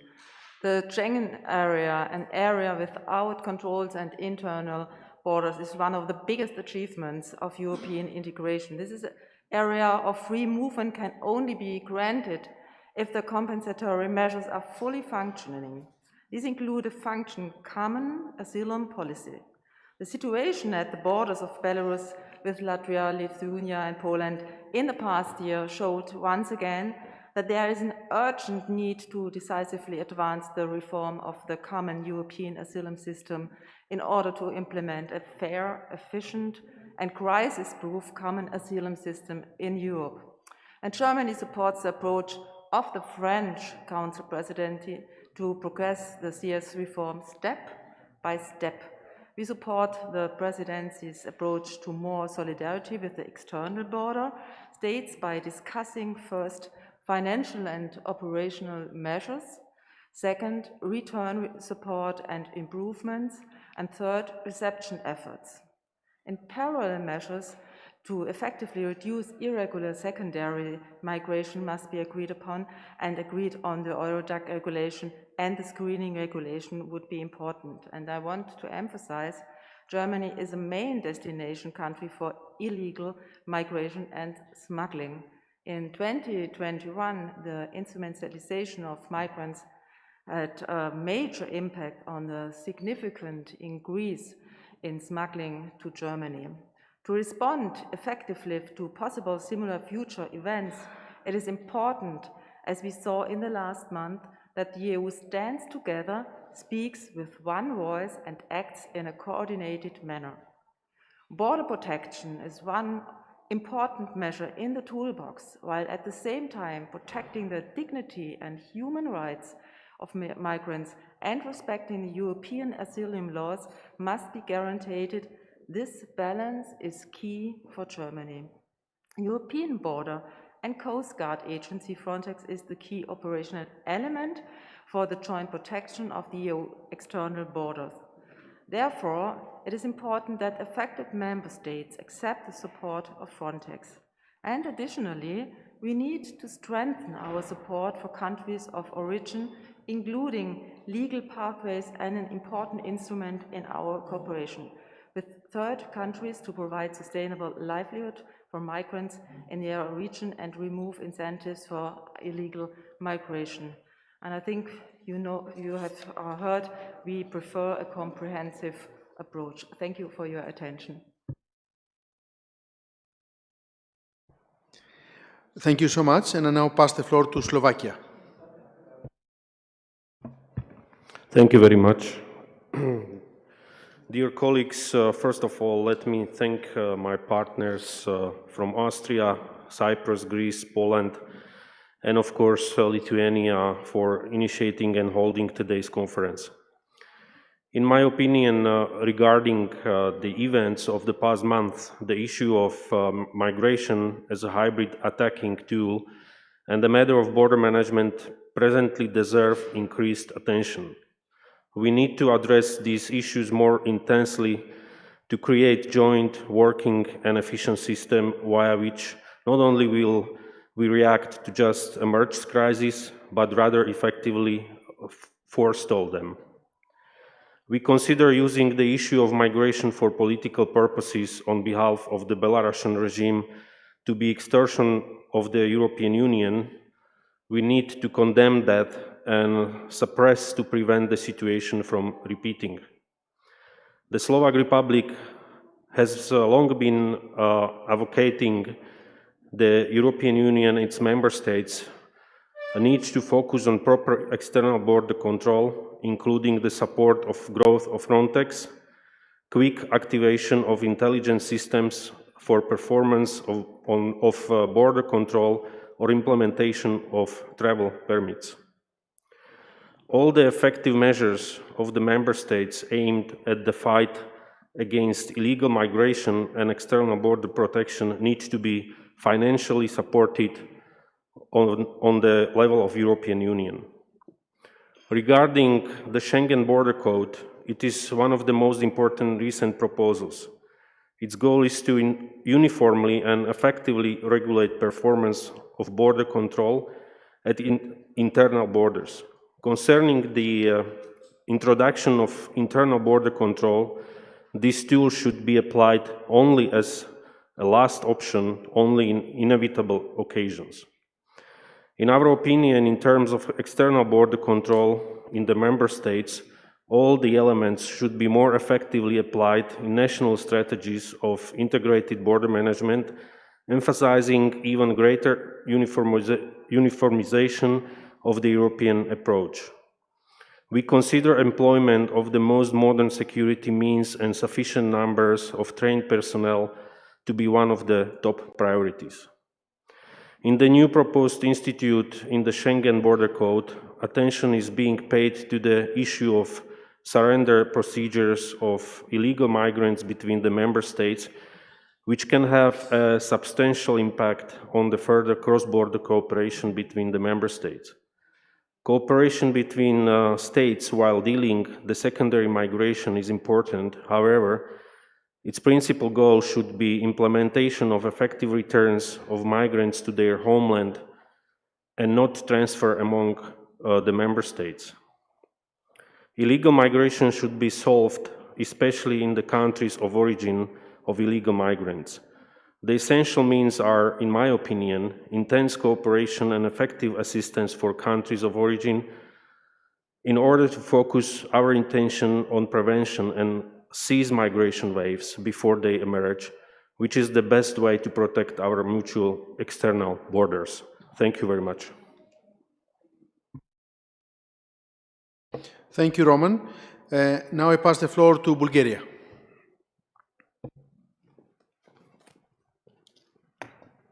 Благодаря ви. Уважаеми колеги, първо искам да благодаря за свикването на тази конференция и възможността да посетим на място границата с Беларус. Подкрепяме Литва, Латвия и Полша в мерките, които прилагат за справяне с ситуацията. Thank you for the floor, dear ministers, colleagues. First, I would like to thank the organizers for this conference and the opportunity to visit on-site the border with Belarus earlier this morning. We support Lithuania, Latvia and Poland in all the measures they are undertaking for dealing with the situation at their borders. Не за първи път се изправяме пред действия от трети страни, с които миграцията се използва за политически натиск. В началото на 2020 година пред такова предизвикателство беше изправена южната външна граница на Европейския съюз. За нас научените уроци от този период са следните. Европейският съюз трябва да действа единно и обединено и трябва да разполага с адекватен капацитет за отговор и защита на границите си. Същевременно търсенето на решения по пътя на дипломацията трябва да продължи. This is not the first time that we are faced with actions taken by third countries where migration is used for political pressure. At the beginning of 2020, the south external border of the European Union faced a similar challenge. For us, the lessons learned from this period are the following. The EU needs to act together and needs to have an adequate capacity for response and protection of its borders. At the same time, the search for solutions via diplomacy should continue. Миграционните предизвикателства към държавите на първо влизане, включително и инструментализирането на миграцията, имат различни лица. Натовареността на засегнатите държави също е различна. Тези специфики трябва да бъдат взети предвид, когато се търси работещо за всички решения.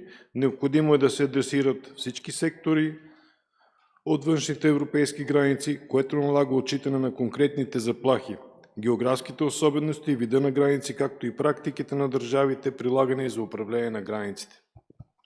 The migration challenges faced by the countries of first entry, including instrumentalization of migration, have different faces. The burden on the affected countries is also different. These specifics need to be taken into account in the process of looking for a solution that works for everyone. It is necessary to address all sectors of the EU external borders, which requires taking into account the specific threats, the geographical characteristics, the type of borders, and the practices of border management that are applied by the different countries. По първия въпрос считаме, че са нужни мерки, насочени към превенцията на нелегалните преминавания на границите. Тези мерки следва да се предприети достатъчно рано, за да се избегне разрастването на ситуацията и превръщането й в криза. Нужни са засилени действия във външното измерение и ефективен контрол на външните граници. Без активно сътрудничество с ключови трети страни не можем да спрем потоците там, откъдето тръгват.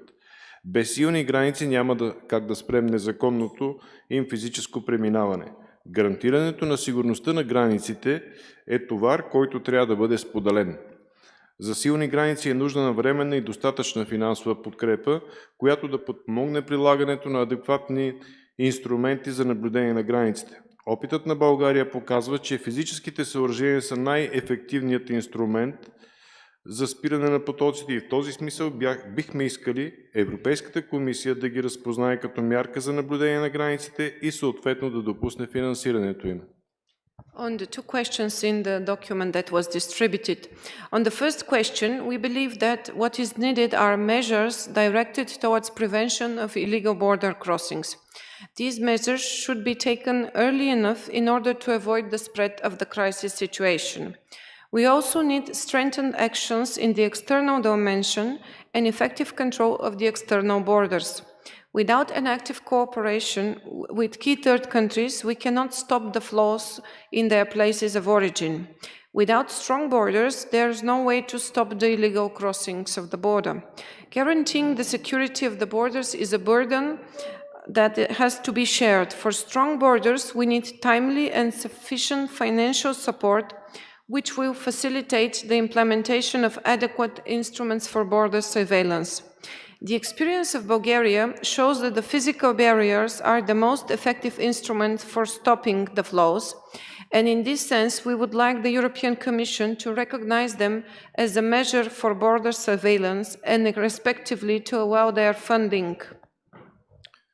По втория въпрос считаме, че е нужен по-широк пакет от мерки, насочен главно към предотвратяването на нелегалните преминавания и на следващо място към разтоварване на тежестта на засегнатите държави. На този етап за нас е приоритет адаптирането на кодекса на шенгенските граници. Благодаря ви за вниманието.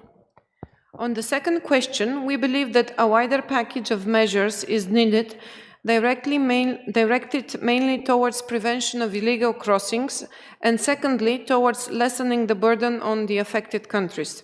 At this stage, for us, the priority is to update the Schengen Border Code. Thank you for your attention.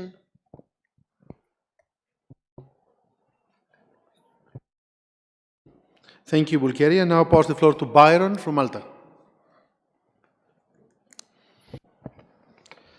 Thank you, Notice. And firstly, I would like to thank our colleagues from Lithuania, Austria, Greece, and Poland for hosting us here today to discuss such an important subject as border management. Once again, this discussion is taking place at a time when the pressure at EU's external borders continues to increase. In our case, flows into the Mediterranean have not waned in the past year, with an increase in irregular arrivals of 29% over 2020. In the last 12 months, we have recorded over 68,000 irregular migrants crossing in the central Mediterranean alone. And the events we have witnessed in 2021 on the EU's border with Belarus have served as another stark reminder that no member state is immune to irregular migratory flows. Naturally, the surge in irregular arrivals in Lithuania, Poland, and Latvia has contributed to a flow of secondary movements also towards Central Europe. In view of this, which affects all member states, a long-term solution that takes into account the different challenges faced at land and sea borders is urgently required.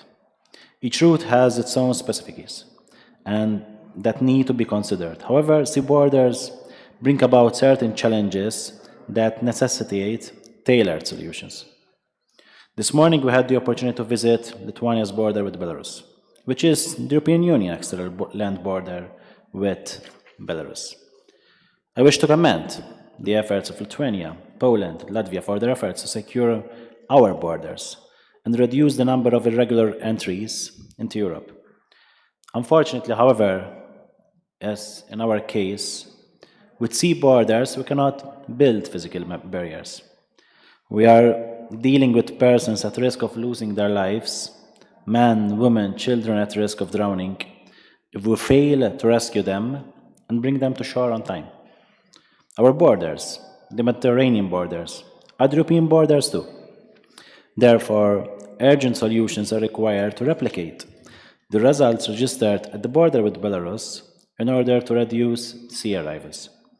This objective could only be achieved through increased pre-frontier area surveillance and cooperation with third countries.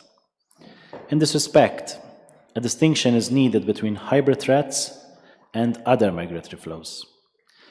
Not all irregular migrants are part of a hybrid attack, and in some situations, such a link could be counterproductive, particularly with third countries that are currently increasing their cooperation on migration management. Each illegal entry is a win for criminals, illicit groups whose business model is based on how many people they manage to smuggle into our territories, into Europe's territories. The joint statement we have discussed in anticipation of this conference makes an important statement. EU member states must have efficient control over who enters and stays in the European Union. Yes, we should have a robust and efficient asylum system, but should not be up to criminals to decide who shall be granted protection in a member state of the European Union. I'm glad that finally we are speaking with one voice on the importance of preventing irregular migration before we could address other complex issues associated with migration and asylum, including secondary movements. The management of external borders is of utmost importance. However, this cannot be seen in isolation. Efforts are needed to enhance police cooperation and internal security aspects. Procedures at the border will not stop irregular migration or deter certain third countries from instrumentalizing migration, especially for sea borders. Therefore, while it is essential to build on lessons learned at the border with Belarus, when seeking long-term solutions, we need flexibility.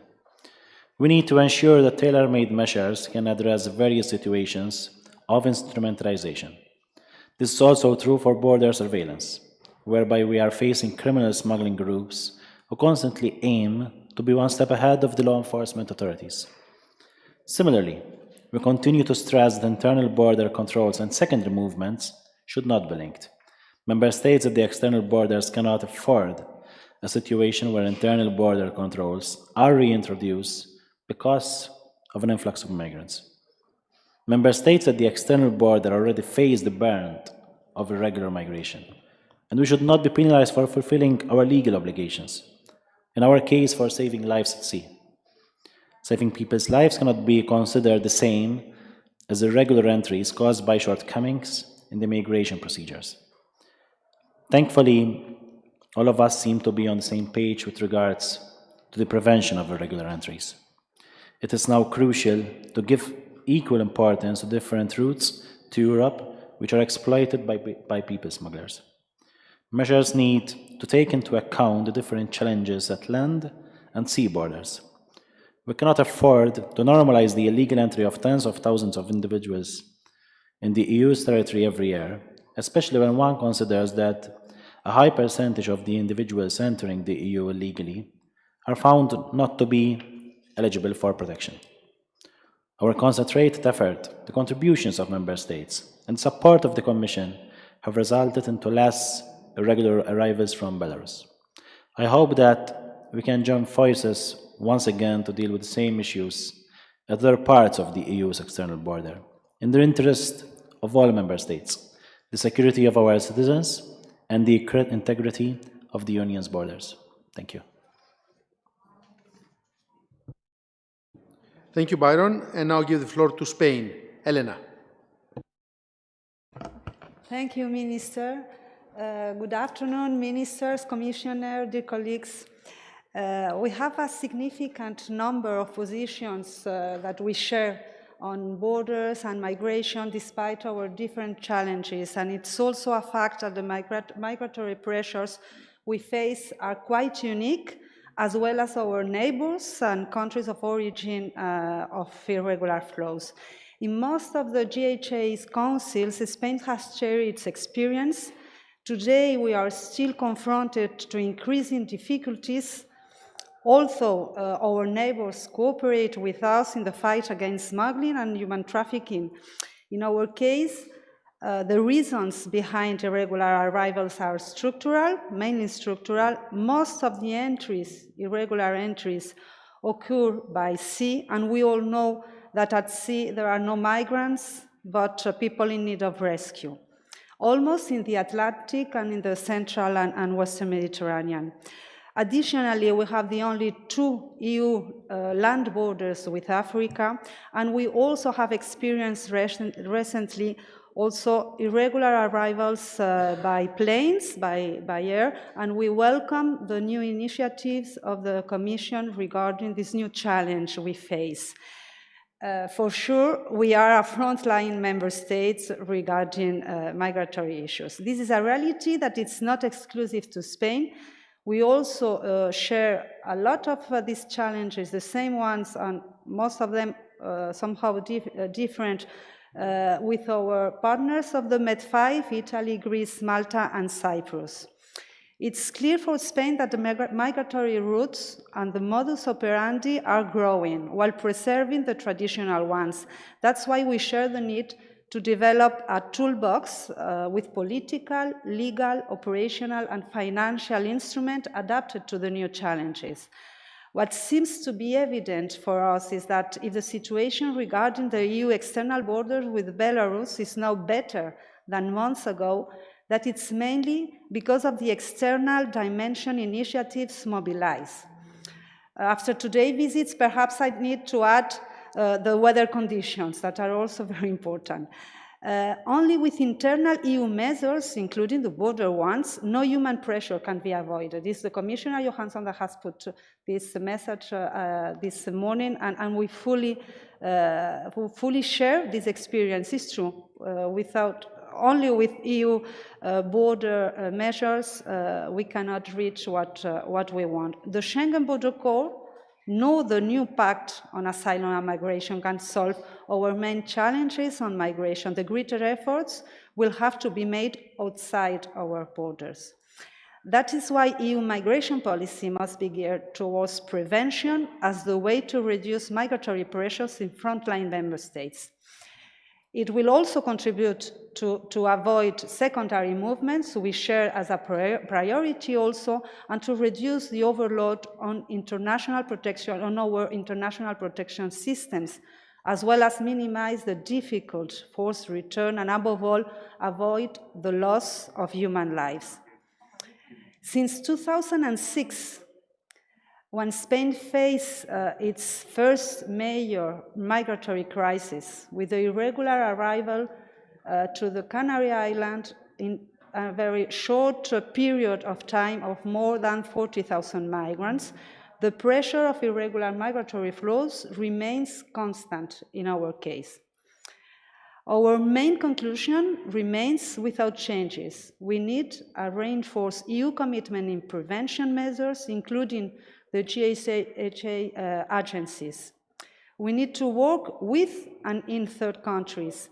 In our external borders, it's too late. Regarding our African partners, they have the political will to cooperate with the EU on migration, but they need consistent, predictable, and sufficient assistance. This support should be primarily geared towards strengthening their capacities of the security forces responsible for combating irregular migration to a degree that no EU member states can provide bilaterally. And this will have also very positive consequences on return, that it's also a priority for all of us. We consider it important to clarify once again that Spain has very little margin at the maritime border. Once the boats have left the African coast and have not been detected in those African waters. By virtue of international law, the Spanish authorities have the obligation to rescue and to disembark them in an EU safe port. These irregular entries following a certain rescue operation should be considered and treated differently from the rest, as they are not the result of deficient border control, but the application of international law. Additionally, and with respect to the land external border, we share with Morocco constant investments in infrastructures are required, which means a significant economic efforts on the part of Spain, and we think that a more effective land border control needs a co-financing efforts. We also need to identify financial resources and create flexible mechanisms that allows us to address the migration dossier in its entirety. Regarding the statement, we were ready to support it until some essential elements were deleted. That's the main reason, and you all know what are these main elements. Finally, regarding the internal dimension, that it's also important, Spain supports the need to a common European pact adapted to the new challenges on external border, on the new challenges on migration and on asylum, a pact that will be built on the principle of fair sharing of responsibility and solidarity. Thank you, Minister. Thank you, Elena. And now pass the floor to Finland, to be followed by Italy. Ladies and gentlemen, firstly, I would like to thank you for organizing this meeting, which is most topical. As you know, Finland has over 1,300 kilometers of external border with Russia, so we take this issue very seriously. Finland has consistently condemned the actions of Belarus and the instrumentalization of migrants for political gain. I am happy that the EU institutions and member states have stayed united in this matter, and we will continue supporting those member states under pressure. Recent experiences with the pandemic and the external borders with Belarus have affirmed that we need to find common solutions to overcome the current challenges Schengen area is facing. Finland welcomes the proposal by the Commission to the Schengen Borders Code. At this point, we are not asking for new proposals for border management, as we have several important building blocks, such as screening, the Eurodac regulation, and Schengen Borders Code at our table. However, we are putting high hopes to the upcoming multi-annual policy for the European integrated border management, which Commission should present to us very soon. It is also important to advance in the comprehensive reform of the EU's migration and asylum system based on the Commission's pact, so that the Union is better prepared for all kinds of migration scenarios. In addition to an efficient system for normal times, we need to aim for a coherent set of rules for crisis, force majeure, and instrumentalization situations alike. As part of a broader toolbox, we welcome the Commission's recent efforts to clarify the legal framework to be applied in situations of instrumentalization of migrants. Both proposals providing exceptions from applicable asylum and return legislation are now under national scrutiny, and we welcome this opportunity to discuss the needed framework with fellow member states. New initiatives that enhance our ability for effective border management need to consider as a part of the EU Hybrid Toolbox, which now has been confirmed as one of the key deliverables of the strategic compass. We support developing the EU Hybrid Toolbox, which philosophically fits very well for our IBM approach. At the same time, it is important that the member states have enough flexibility so that they can maintain their internal security and do it in a way that is most effective while staying inside the limits of our commitments. So let me thank you once again for organizing this valuable meeting, and we look forward to continuing this discussion in 10 days. Thank you for your intervention. I pass the floor to Italy, to be followed by Switzerland. Thank you very much to the organizers of this important event that is practically and in a concrete manner contributing to the process that the presidency has started on having a review not only of the Pact on Migration and Asylum, but also on the Schengen Border Code. I think that what I will retain from this event is the fact clearly stated that this is a political and not a technical effort. I will resume in 4 points my intervention to be short. Of course, Italy understands the difficulties of countries like Poland, Lithuania, and Latvia, and especially the fact that has been instrumental the use of migration flows from Belarus. We join the Commission in the firm condemnation of the hybrid attack launched by Belarus, and we cannot accept the exploitation of thousands of human beings diverted to European borders and exposed to a serious risk of their safety. But the Union has shown that it knows how to react by providing an effective response without betraying its values, with immediate measures of solidarity in favor of the countries most affected and showing a high capacity for resilience against the illicit pressure suffered. In this regard, Italy also has granted its support and contribution in different ways, including the Frontex mechanism. But my second point is that this discussion shows the importance, out of the Belarus case, the importance of the external dimension of the EU and the need for an approach based on an intense dialogue with the countries of origin and transit by the Commission and the External Service of the European Union. Only in this way we can manage those phenomena in a structural way, not limiting ourselves to attacking the symptoms of the problems, but acting strategically on the deep dynamics of irregular migration, and at the same time ensuring full respect for the rights of those that are the most vulnerable and in need of international protection.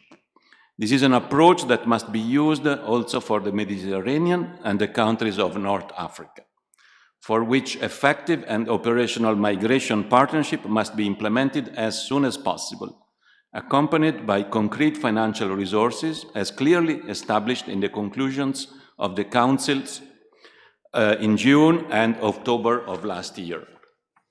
My third point is that I believe that for a correct analysis of migration dynamics, it is necessary to keep distinct phenomena, such as those affecting the eastern border of the Union, from the structural and long-term ones that characterize other routes, such as the Mediterranean and the Balkan ones. In this perspective, I would also like to highlight the structural diversity between the external land and the sea borders, which has already been mentioned by my colleagues of the Med 5. When immigrants arrive by sea, in fact, there are no practical containment measures, and the only tool that can be used also to avoid shipwrecks is the prevention of departures. Moreover, I believe it is useful to underline that this objective situation exposes also Italy to the possibility of undergoing instrumental pressures through the flows, especially in the presence of a situation of strong instability, such as in the North African ones in recent years. And these reflections must be compounded with the fact that the overall data on the arrivals by sea are quite relevant even for Italy. Last year we had almost 70,000 arrivals. Fourth and last point, as regards the measures to be approved in the new Schengen Border Code, we believe that we must aim for a reform which, while certainly enhancing security issues, considers, however, an exceptional and temporarily limited the restoration of border controls internally. With this in mind, any crisis situation must be resolved primarily in the European context and on the basis of shared mechanism of political coordination, and then of operational coordination. It is necessary in particular that the strengthening of the Schengen area is pursued by supporting the most exposed states and not placing on them further heavy burdens in addition to those they already have. Thank you.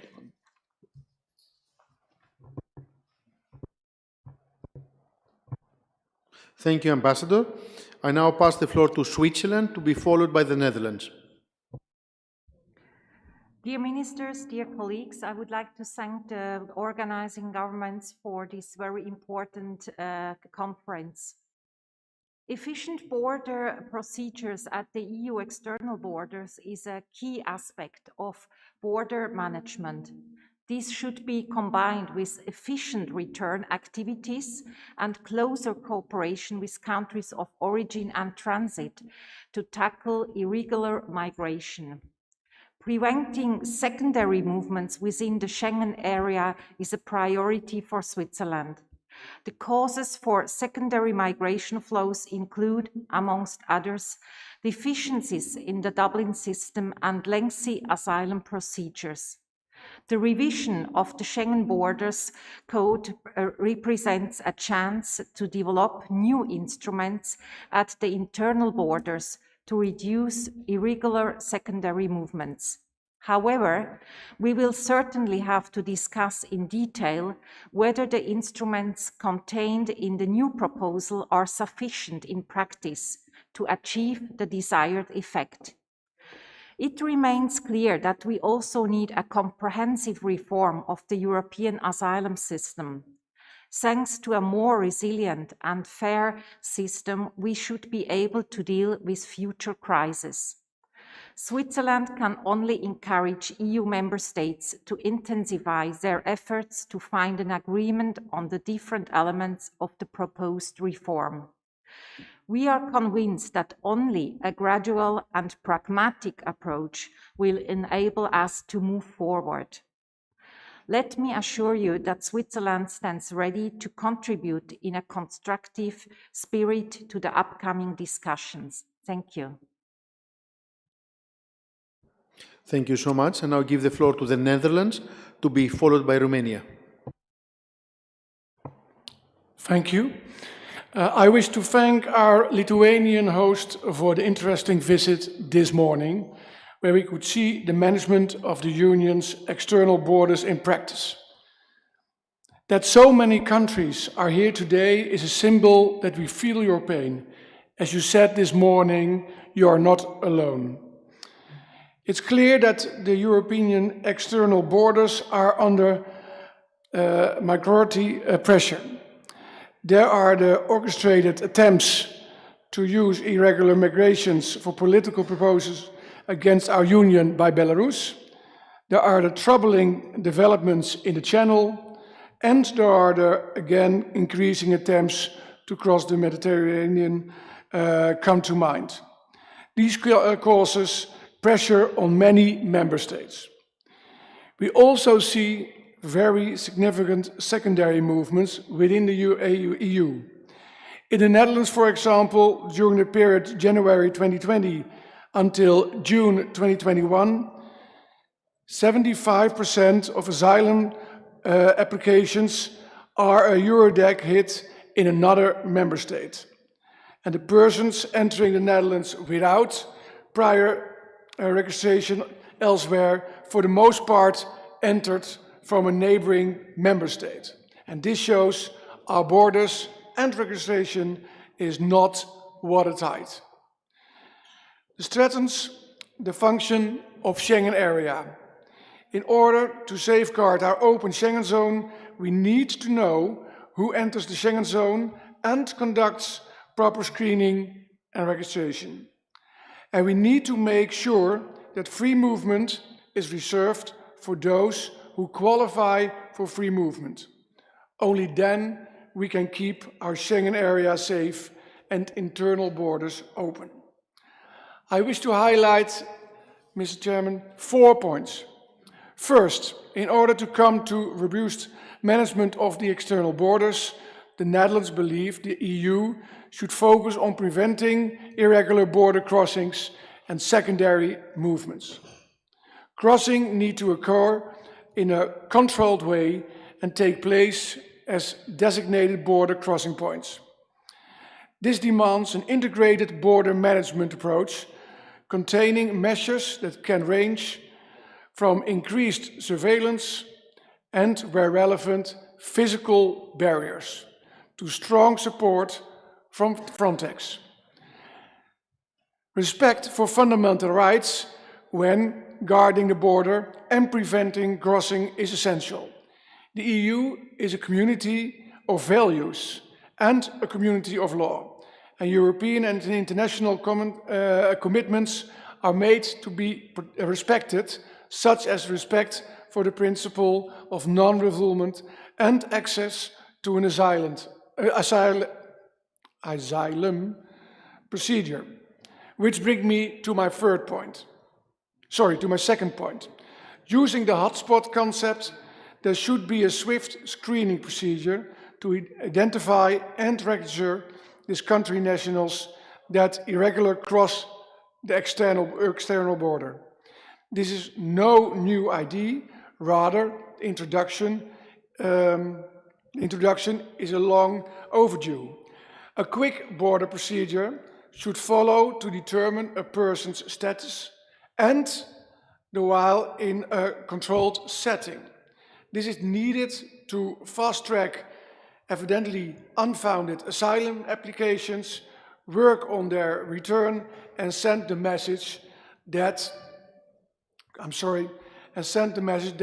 soliciting the services of criminal smugglers to travel with safe third countries to enter the EU irregularly is a poor investment.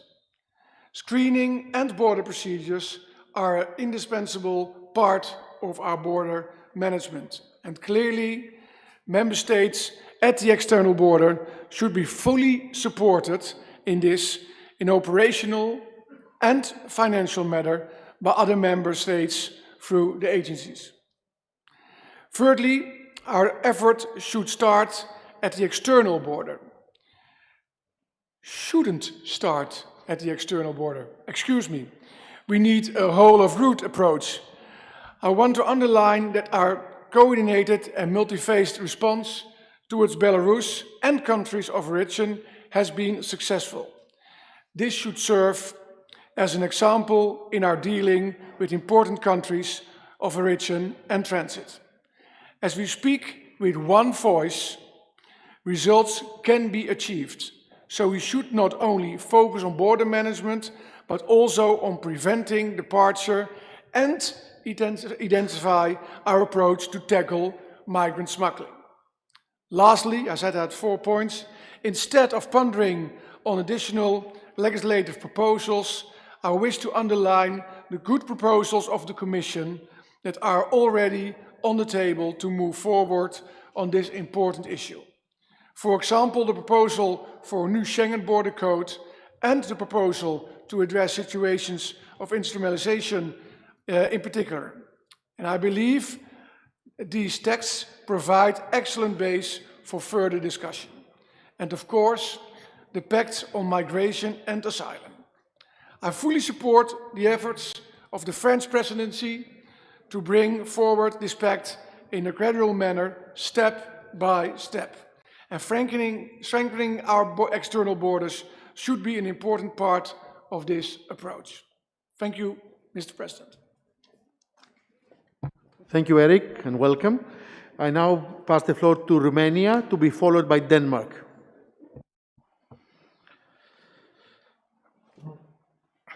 Thank you to the member states which have managed to organize this conference in such difficult conditions in this pandemic situation. Thank you also for our Lithuanian hosts that have provided us with the possibility to make the field visit to see how the real situation and how the border surveillance is performed. Regard to the 2 points that were put into discussions, we consider that the reinforcing of control of the external borders plays a key role in dealing with the serious challenges we face today, and having the necessary instruments is essential in ensuring effective border and migration management. Border and law enforcement authority must be provided with necessary tools to prevent and combat all threats, to cope with any challenges that may arise. In order to protect our internal security, adequate capability have to be developed. We welcome the prompt response of the Commission, which presented a recent package in the field of instrumentalization of migration, supported by state actors, including a new proposal on Schengen Borders Code, which also takes into account the latest developments in the field of migration. We welcome the proposals to strengthen border surveillance and, in particular, the provision regarding the possibility of member states to develop, together with the Commission, border surveillance standards. This taking into account the provision of the EBCG regulation. We are in favor of ensuring a uniform, high-level surveillance system along the EU external borders by creating a set of common minimum standards, as already agreed upon. In our opinion, a common approach of the border surveillance concept is necessary in order to have a unitary and uniform implementation of IBM at our external borders, in line with the main elements of the European integrated border management and taking into account geographical particularities and possible limitations deriving from the national law. The various challenges we face and which can lead to crisis situations have once again confirmed that solidarity and coordination at EU level are key elements for ensuring the balance between the normal functioning of the Schengen area without movement restriction and the security of our citizens. Thank you very much. Thank you, Romania. I pass the floor to Denmark, to be followed by Belgium. Thank you very much. And first of all, very much thank you to the organizers, the four ministers, and also for a wonderful evening last night. The migratory crisis in 15-16 and the recent attempts to instrumentalize migrants is threatening the security and integrity of our cooperation, both our Schengen and asylum cooperation, and it calls for timely actions. I therefore very much welcome this conference, as well as the legislative proposals from the Commission and the very proactive approach taken by the French presidency. It is essential that we continuously seek to strengthen the effectiveness of the control at the external border. We need to find the right and effective response to hybrid attacks and attempts to instrumentalize migrants. We have to be sure that we have the right infrastructure at the external border in place, the latest technologies, state-of-the-art equipment, and physical barriers where needed. Also, member states under pressure along the external border must strongly be supported by all of us through the agencies, bilaterally and via financial means. As regards the agencies, do they really need more guidance, tools and resources when it comes to the prevention of illegal flows? In other words, are they sufficiently equipped also in financial terms to prevent illegal migration from regions of origin and in countries along the migratory routes? Are they able to fully assist first countries of asylum in building effective protection systems and providing sustainable livelihoods? Are they able to help transit countries build capacity to effectively manage their borders, fight against human smugglers in return, and reintegrate rejected asylum seekers? This has to be carefully reviewed. On top of this, we have to profoundly deal with the incentive structure and pull factors which drive the illegal flows towards Europe. Only then will we be able to build a fair, orderly and humane system where we, the member states, and neither smugglers nor other third parties are in control of who enters Schengen. All new measures to prevent irregular movements towards the EU and further strengthening of our external border must go hand in hand with measures at the internal borders, allowing member states to address secondary movements and safeguard internal security. The new Commission proposal on the Schengen Borders Code seems to include many of the needed revisions and should be negotiated and agreed upon as soon as possible, all in parallel with the step-by-step approach with regard to the pact. Finally, let me mention that Denmark fully supports the joint statement. Thank you. Thank you, and now pass the floor to Belgium to complete the tour de table of member states.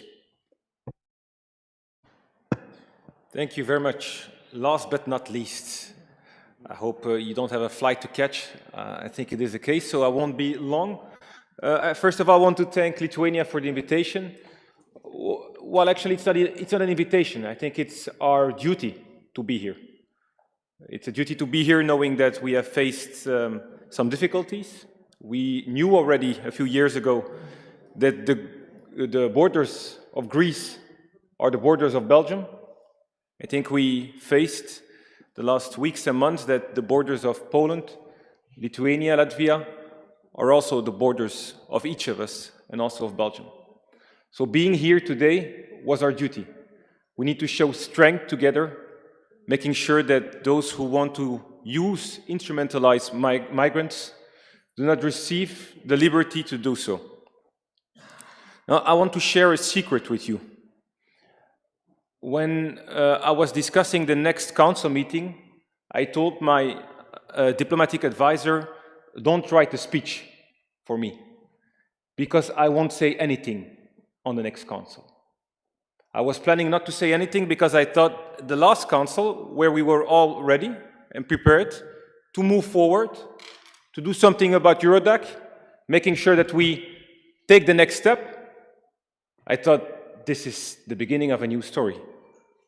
I thought we were going to make history, being able to have a discussion and effectively move forward and do something, because that's what we can do. So I thought maybe next time I just don't need to say anything and wait, because I can read down my script here, I have it, but it won't change anything. But I changed my mind. Next council I will speak. For two reasons. The first one is the fact that here in Lithuania I saw the solidarity of all countries together, willing to do whatever we need to do, strengthen our borders, having better return policies, making sure that we do the necessary prevention measures like Italy has been set in North Africa, making sure that we have asylum procedures that go quicker than they should be, and all the other aspects that every one of you has already mentioned and is correctly. But the fact that we are here today, most of us, and the discussions that we had with good foods from Greece, and from Austria, of course, as well, made me believe that maybe next council something is possible. And the second reason is because of France. Because it is a neighboring country, of course, but I've seen as well the efforts that already have been done by my colleague, Mr. Darmanin, and the vision and strategy to try to move forward and really get towards where we need to end up, with a European policy regarding migration, where we stop illegal migration, where we share our human rights values that we all have, and where we make sure that those who really need to have our protection can get our protection, and those who don't, that there is European politics in place. So I fully trust all of you, and especially my French colleague, that we will be able to move forward very quick, as fast as possible, because knowing the figures in most of our countries, and especially mine, it's time to act as fast as possible. And if some Greek wine or Austrian wine could help, I will be happy to bring my Belgian beers and make things happen. Thank you, Sami, for your contribution and your diplomatic advisor for the well-written speech you have just read. It's 4 o'clock. We aim to complete at 4:30. I will pass the floor to Ylva Johansson, our commissioner, for her response and her comments after the discussion, and then to Frontex, FRA, Europol, and UAA. Before I pass the floor to Ylva, just to announce that the organizers are delighted and excited that 16 member states have signed the Vilnius Statement. Thank you so much, all of you. And I now pass the floor to Ylva Johansson.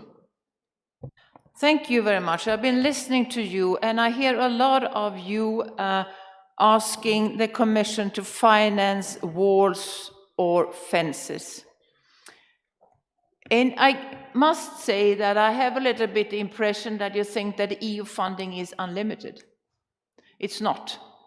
Let me remind you that the Council, you, the Member States, cut the proposed funding for borders with 1 billion from the proposed budget from the Commission. Let me also remind you that we have an increase in the budget for border protection that is more or less totally earmarked for the interoperability, where we are all making a lot of efforts to have in place in 2023. When I have bilateral talks with you, I always hear the need for additional fundings for other measures, also relating to borders. There was also in the budget a severe cut in the funding of Frontex. That means that now also the member states, or we need to use the funding that we have for borders, also for some equipment here. So if we should use the funds to fund borders, there will be less money or no money for equipment for the European Border and Coast Guard. There will be less money for what we can do on interoperability when it comes to surveillance, when it comes to police cooperation to fight the smugglers. And just to give you an overview, we have systematic, irregular migration problems long-term to address. Last year, we had 8,000 irregular arrivals from Belarus registered. At the same time, we have 20,000 through the eastern route. We had almost 70,000 on the central Med route to Italy and Malta. We had more than 40,000 on the western and Atlantic route. And to be able to fight this, we need to have money also to prevent irregular departures, to help third partner countries to stop people and to fight the smugglers along the routes. So may I just say, be a bit cautious what you ask for, because there come consequences. Money can only be used once. Thank you. Thank you, Ylva, so much. And I now pass the floor to Frontex, to be followed by FRA.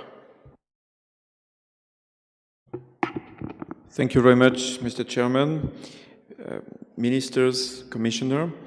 I would like first to thank Lithuania, Greece, Poland, and Austria for inviting Frontex to this meeting. And I also would like to thank all member states and the EU institutions, in particular also the Commission, for the support or participation in Frontex operation. We started, as you know, in July, the rapid border intervention very quickly. We were able to deploy in a couple of days 40 patrol cars with the logo European Border and Coast Guard, 140 members of the Standing Corps. This is not the first time that we hear about hybrid threat at the external border using irregular migration flows. This happened already in Greece in March 2020. And at that time as well, Frontex, the European Border and Coast Guard Agency, with the support of the EU institutions and participation of all member states, was able to deploy rapid border interventions in a limited number of days. Now, your tool, Madam and Mr. Ministers, your tool, the European Border and Coast Guard Agency, has deployed 2,000 staff as we speak around the external borders of the European Union and in some third countries, such as in the Western Balkan countries. We have right now 16 operations ongoing. The biggest one, of course, are in Greece, in Italy, in Spain, and now a new one in Lithuania. We have increased our operational footprint also in Latvia. We are ready to do more if there is a request.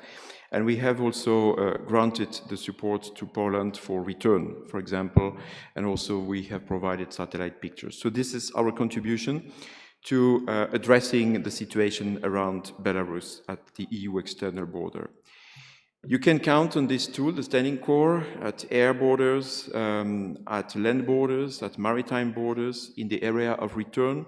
We contribute as well to the fight against cross-border crime within, in the vicinity of external borders. And of course, we are an important actor of the integrated border management, which means also cooperation, prevention measures in third countries. Regarding the purpose of today, I read with interest that the member states wish to increase the role of the agency in operational terms. I welcome this. I read also that ministers would like to improve the way and optimize the way we can be used.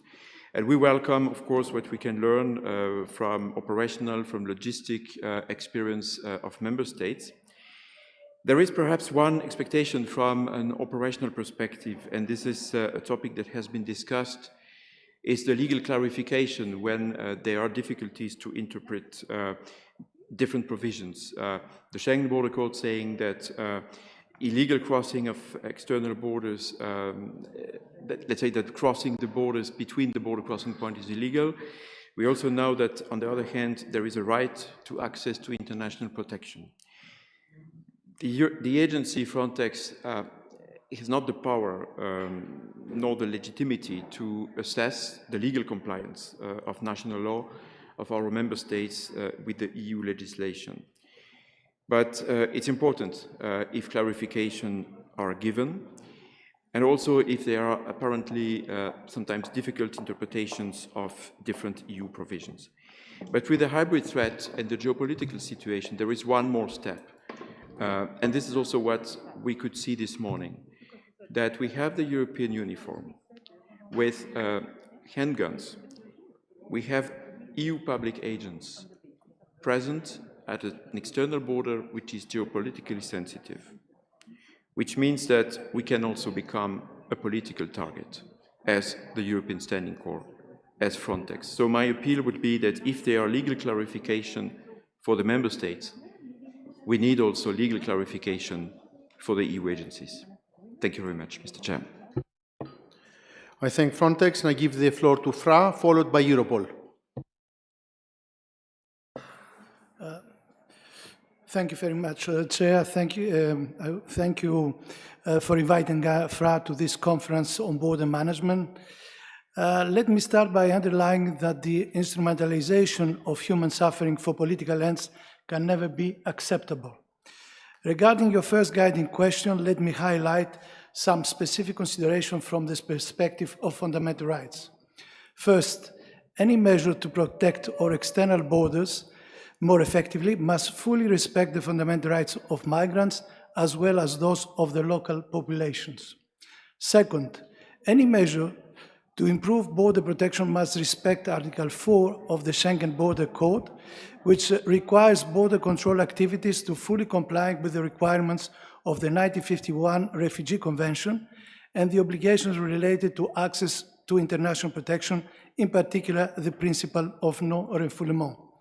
Third, when physical barriers, such as fences or walls that we have seen today, prevent people from entering the EU, there must be clearly designated points where people can safely and effectively apply for international protection. Fourth, The detention of people seeking international protection and people in return procedure must always comply with the EU law. This means that detention must be necessary and proportionate. Immigration detention of children must be a measure of last resort for the shortest period of time and only when alternative measures cannot be applied effectively. Unaccompanied children may be detained only in exceptional circumstances. Fifth, in order to ensure that measures to protect our borders more effectively fully compliant with EU law and international human rights law, national or EU mechanisms should regularly monitor their impact on fundamental rights. Independent monitoring at borders can help flag fundamental rights risk before violations occur. Our agency could support the development of independent national border monitoring mechanisms. We are currently preparing guidance on establishing national independent mechanisms upon request by the Commission, and I would like to mention the case of Croatia and the cooperation that we have with Croatia developing such monitoring tools.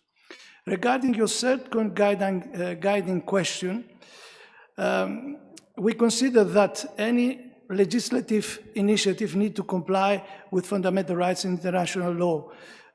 I think that the Commission made such legislative proposal. This includes ensuring effective access to asylum procedure, fully applying the rules and safeguards concerning detention, expanding the exception from the asylum border procedures when deciding on admissibility and merits to all vulnerable groups. Last but not least, setting an example for countries outside of the EU by ensuring respect of human dignity in detention and reception centers with due regard to gender and age-specific consideration. In conclusion, while recognizing challenges, we have seen that today in the border there, at the EU external borders, FRA stands ready to support member states, the Commission, Frontex, EASO, with the new name which is EUAA, in developing sustainable border management procedures in compliance with the EU Charter of Fundamental Rights and member states' obligations as regards international protection and the principle of non-refoulement. FRA's tools and practical guidance, such as the one on border control and fundamental rights at the external land borders, could be further utilized in that sense. We acknowledge the commitment of member states as expressed today at the respect for fundamental rights. Thank you very much, Chair. Thank you so much, and I now pass the floor to Europol and then to EUAA to complete the round. Thank you very much to the organizer for inviting Europol to this conference. Well, Europol is already playing its part in these multidisciplinary efforts needed to address migrant smuggling at EU level and also in the context of the renewed EU Action Plan against Migrant Smuggling 2021-2025. This includes for us a focus on enhanced cooperation and collaboration between border police, customs, Europol, and the other relevant EU agencies within their respective mandates. But more specifically for us, it's essential to collect real-time and pre-frontier intelligence. And how we do that? Well, by deploying Europol officers to support all of you with the aim to collect and process timely information, but also to provide a further analytical and operational support to your prioritized investigation, to your cases. We are deploying here in Lithuania, we are deploying analysts from the European Smuggling Center, but also we are deploying what is called the guest officer to be able to support also with the secondary security checks and other checks, cross-checks, focused on cases on facilitation of illegal immigration and content terrorism. The second aspect that for us is very important is the monitoring of social media from the very beginning of the migration crisis. Why? Because it's the way for us to be able to produce intelligent notifications that will permit you to allocate your resources where they are more necessary. We are doing that in the context of the crisis here in the Belarusian border, and the EU Internal Referral Unit could predict the migrant caravans and classes in the Polish-Belarus border. We issue 17 alerts, and it permits also the police authorities to put the resources where they are more needed. In the framework also of this monitoring of social media, we also organize what we call the referral action days, that in the last case, for example, 6 of your countries, they participate in, and we refer to Facebook, to Telegram, and to TikTok, almost 500 accounts. Most of them, they were closed, a group of users, they are closed, individual accounts were closed, and some of the channels used by the facilitator of illegal smuggling were closed also to make difficult for these smugglers to bring the migrants to the spot.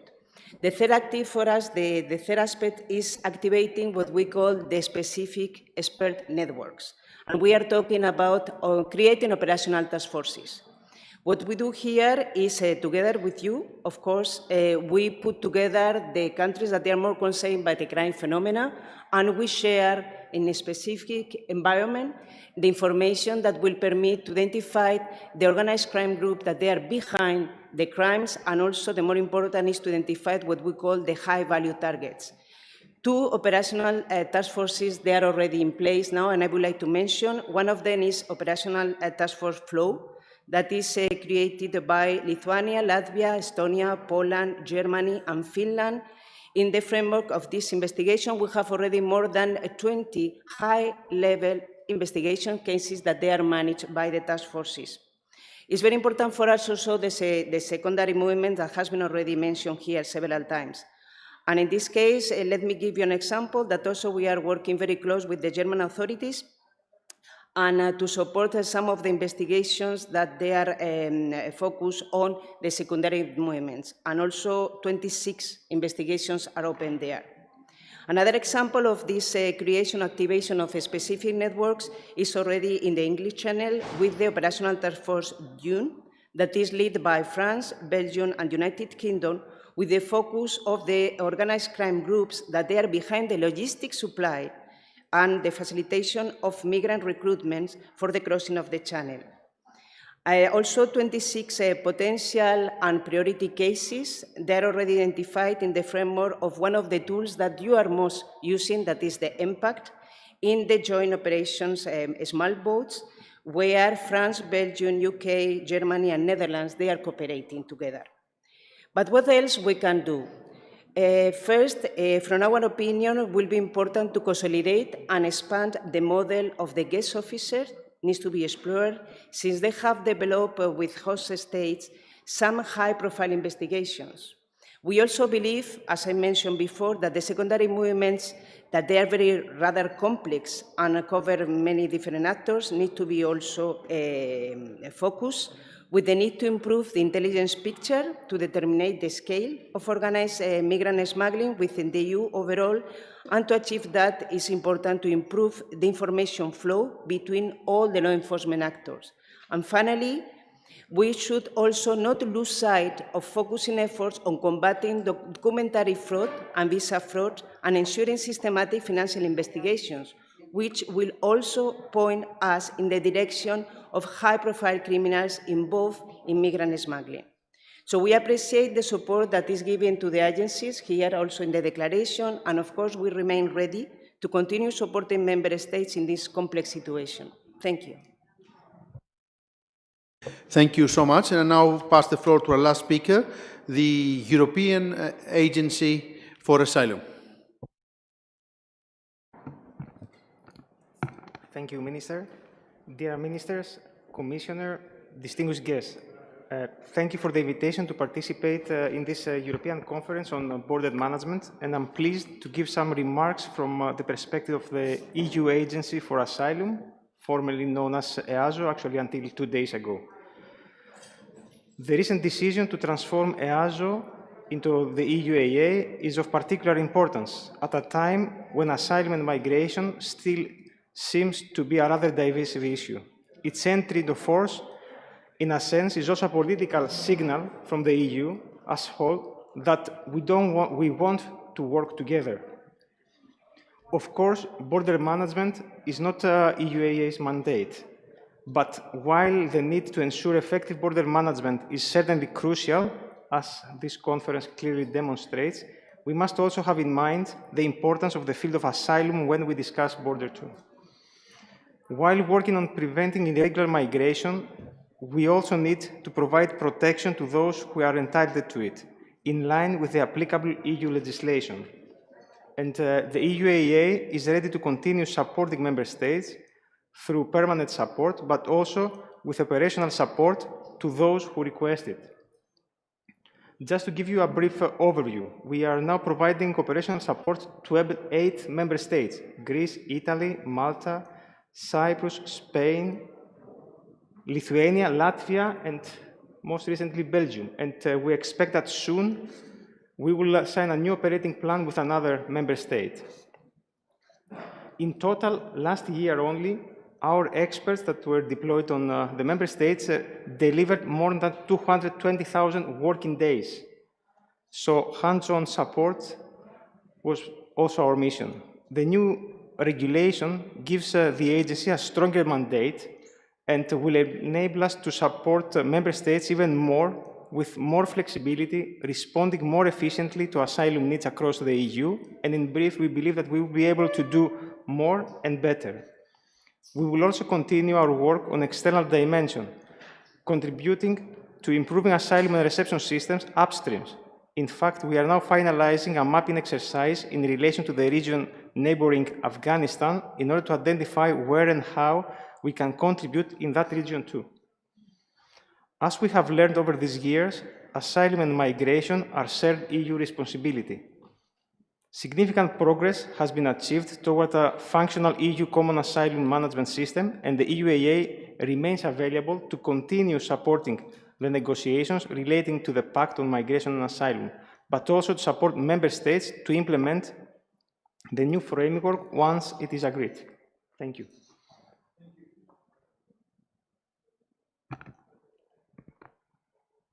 Thank you. I should mention that out of the 4 EU agencies that spoke, 2 had Greek representatives today. That's great for us. And to conclude, I will pass the floor to Agne, our host, on behalf of all the organizers, to thank you for your participation in this border management conference. I think we all highlighted the need to work together to prevent irregular entries to the European Union, naturally in full respect to European law and fundamental rights, but the need to invest further in protecting our common borders as part of the ongoing discussion for the legislative changes in the Pact and the Schengen Code. Agne. Thank you, dear Notis. Dear colleagues, let me add a few words before we close this conference. First, I sincerely thank every one of you for your active participation. This conference was organized in a very short time. Thank you for finding time in your busy agendas to come to Vilnius and be part of this conference. You all made it a successful event. Thank you for your contributions. This was not just an exchange of views. This was a step towards a common understanding what external border protection means and what it should be like in order to make us stronger and more resilient. I believe that the joint statement will serve a good basis to foster our efforts and find the best solution for the future. Second, thank you for the bilateral contacts with me and with each other. This makes us a team which, despite the differences in their situation and the position, ultimately has the same goal: to maintain the EU and the Schengen area safe and secure. And third, I would like to once again thank the co-organizers, the ministers of Greece, Austria, and Poland. The words of gratitude are never too many. Dear Noti, Gerhard, and Mariusz, without you this conference wouldn't have happened. And now I would like to invite you for the press conference in the next hall, and also I will inform that we invited our people to guided tour in the Grand Duke Palace. The tour will start, I hope, very soon. For 30 from the lobby on the first floor. And also I wish you the safe journey back home, and thank you once again for your important contributions. And goodbye, see you at the informal council in France.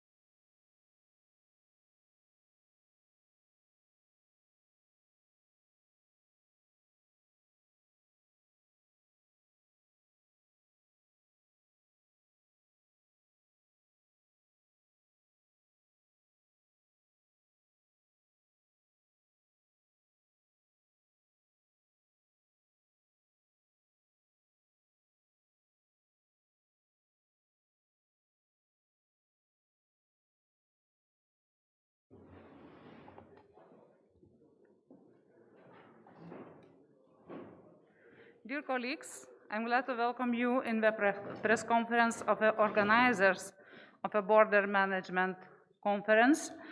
Ministers of 4 countries are participating in the press conference. Minister of Lithuania, Agnė Bilotaitė, Minister of Austria, Gerard Karner, Minister of Greece, Panagiotis Mitarachi, and Minister of Poland, Mariusz Kamiński.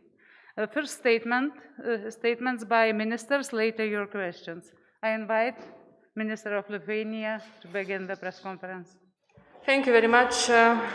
Good afternoon to everybody. Illegal migration remains a challenge EU and its member states. Our responsibility is to manage it effectively. For effective migration management, we need stronger border protection. The conference today is dedicated specifically for this important topic. Situation on the EU's eastern border is not an ordinary migration crisis.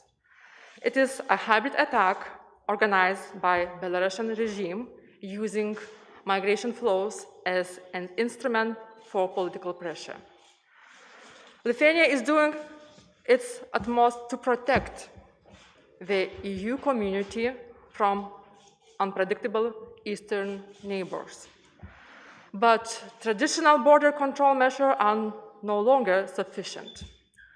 To protect ourselves effectively, we all need to develop a new standard for border protection and the legal tools to counter hybrid attacks. We really need this open debate.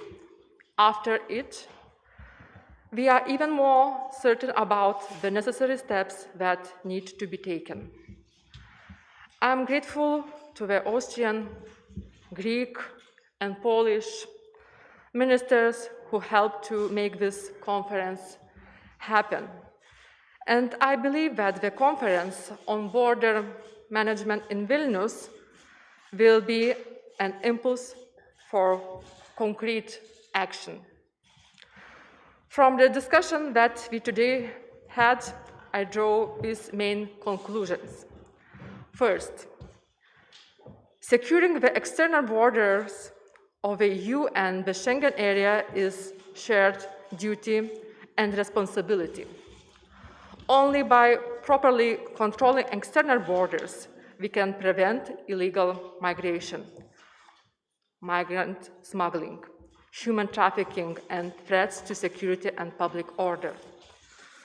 2, member states with an external EU border and under migratory pressure should be supported and assisted by the EU and EU agencies. This serves the interest of the EU and as whole and contributes to ensuring a high level of security for all member states.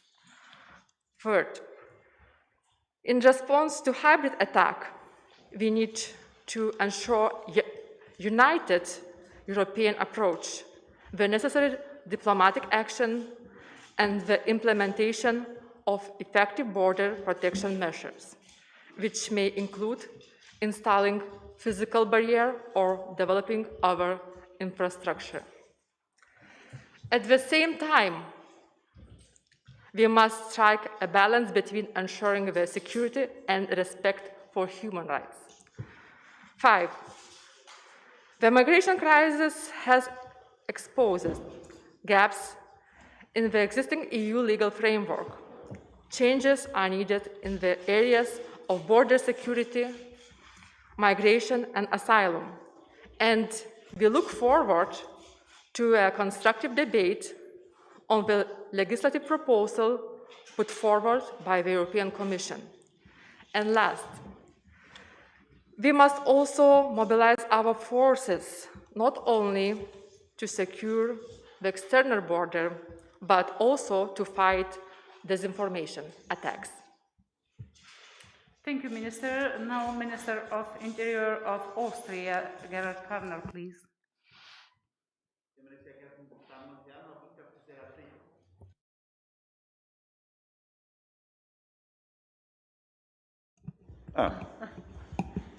Vielen herzlichen Dank. Thank you, sir. Meine sehr geehrten Damen und Herren, auch ich darf Sie sehr herzlich begrüßen zu diesem kurzen Pressestatement nach dieser, denke ich, sehr erfolgreichen und ergiebigen Konferenz und möchte mich ganz besonders bei den Gastgebern bedanken, meiner Kollegin aus Litauen, vielen herzlichen Dank, und meinen Co-Gastgebern aus Griechenland und Polen, dass es gelungen ist, diese Konferenz so zielführend hier durchzuführen. Ladies and gentlemen, a warm welcome to this brief press conference. Well, after this very successful and fruitful conference, I really have the pleasure of thanking my colleagues from Lithuania and our co-hosts from Greece and Poland for organizing this conference in such an efficient manner and to making it such a successful and fruitful meeting. Der europäische Grenzschutz war zuletzt von großen Herausforderungen geprägt. An den Außengrenzen gab es verstärkt Druck durch die Migration. Besonders Litauen und Polen waren hier betroffen. Die Schlepperei hat in vielen Bereichen zugenommen, auch in unserem Land. Und das merken wir in Österreich, dass wir im letzten Jahr über 400 Schlepper festgenommen haben und fast 40.000 Asylanträge zu verzeichnen hatten. Eine Steigerung von über 160%. Well, the pressure of irregular migration has increased substantially last year. External border protection has come under massive pressure, and this pressure is felt particularly by Lithuania and Poland. People smuggling has increased, and Austria is also feeling this impact. Let me just give you two figures. Only last year, Austria arrested 400 people smugglers. These were the people who were apprehended, and the number of asylum applications filed in Austria reached almost 40,000, and this is an increase by 160%. Warum habe ich diese Zahlen genannt? Weil es verdeutlicht, dass dieses Thema Außengrenzschutz auch für ein sogenanntes Binnenland wie Österreich von großer Bedeutung ist und daher wir als Binnenland diesen Außengrenzschutz, die Stärkung des Außengrenzschutzes auch ganz besonders unterstützen und daher auch Mitveranstalter dieser Konferenz auch waren und sind. Why have I just shared these figures with us? Well, because irregular migration is important to us. It also affects us. Austria is a country that does not have any external borders, but we are massively affected by people's movement. And this is why it is so important for us to support this strengthening of the external borders. And this is why we, since we are also affected by irregular migration, we are one of the co-organizers of this conference.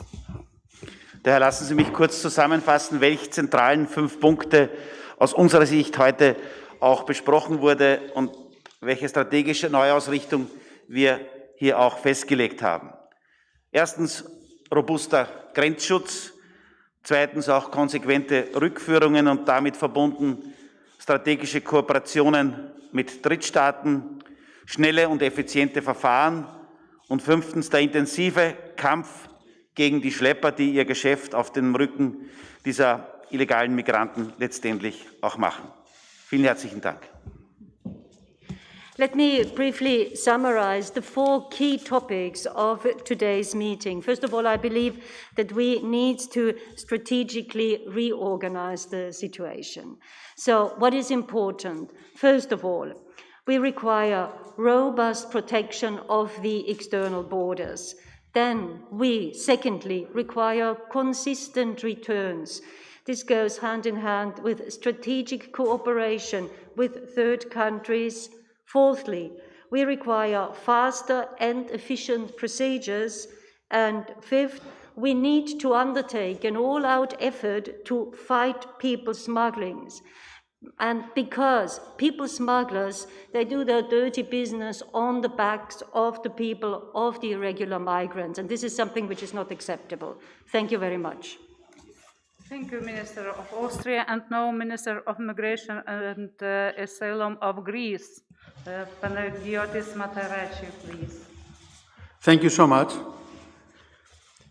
It is a great pleasure and honor for Greece to co-host the border conference meeting here in Lithuania, which attracted the participation from the vast majority of EU member states, the Schengen associate countries, and the EU institutions. First of all, I would like to personally thank my Lithuanian counterpart for her hospitality, for the excellent program she organized, but especially for her personal leadership when the EU was able to address the challenge with Belarus, a challenge for the entire European Union. The topic of our discussion was the protection of our common EU external borders and how we can better coordinate our efforts as member states.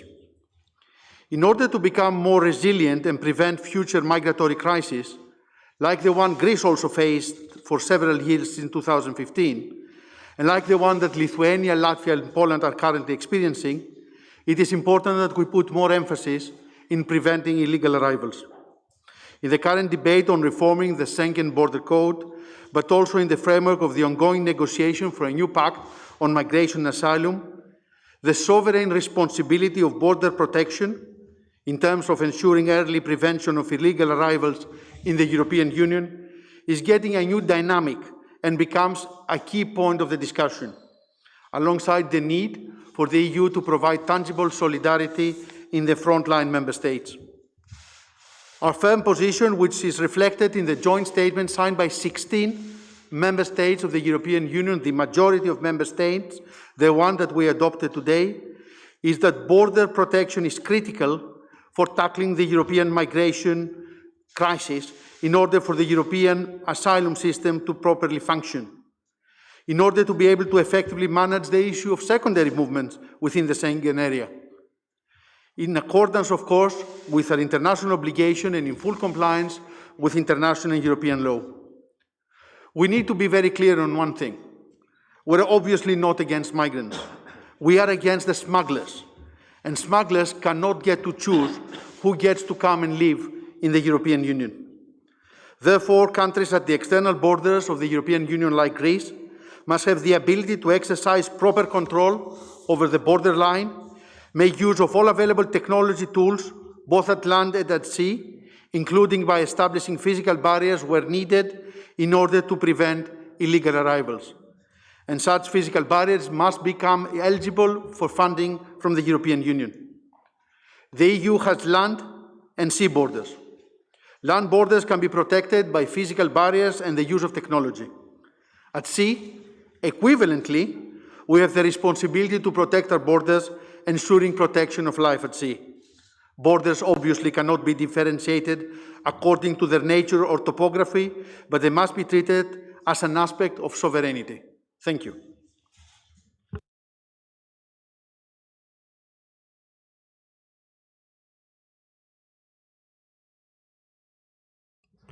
Szanowni Państwo, bardzo dziękuję Pani Minister za takie główne organizacyjne działania, jakie Ministerstwo Spraw Wewnętrznych Litwy przeprowadziło w celu zorganizowania tej bardzo ważnej konferencji międzynarodowej. Ladies and gentlemen, first and foremost, I would like to express my gratitude to Madam Minister for the major organizational effort that has been put on the part of the Ministry of the Interior of Lithuania to organize this event. Zwołanie tej konferencji było inicjatywą oddolną naszej czwórki. Odzew był bardzo duży. Praktycznie przyjechały delegacje ministerstw spraw wewnętrznych z całej Unii Europejskiej i szereg bardzo ważnych postaci związanych z Komisją Europejską i z agendami Unii Europejskiej. Myślę tutaj i o szefie Frontexu, o szefie kilku agencji, o Europolu, no przede wszystkim o komisarz Ylwie Johansson, która jest komisarzem do spraw wewnętrznych. Także w obecności bardzo istotnych osób z Unii Europejskiej, z Komisji Europejskiej, które odpowiadają za te sprawy, odbyła się bardzo rzeczowa, bardzo poważna dyskusja. Udało się wypracować wspólne stanowisko większości delegacji uczestniczących w tej konferencji. It has to be stressed that to organize this event, it all came about as a grassroots initiative of 4 countries. Nevertheless, it has resonated very well indeed in the whole European Union. We have managed to gather here together the representation of almost the whole European Union, also featuring representations of European Commission and very important agencies of the European Union, Europol and Frontex.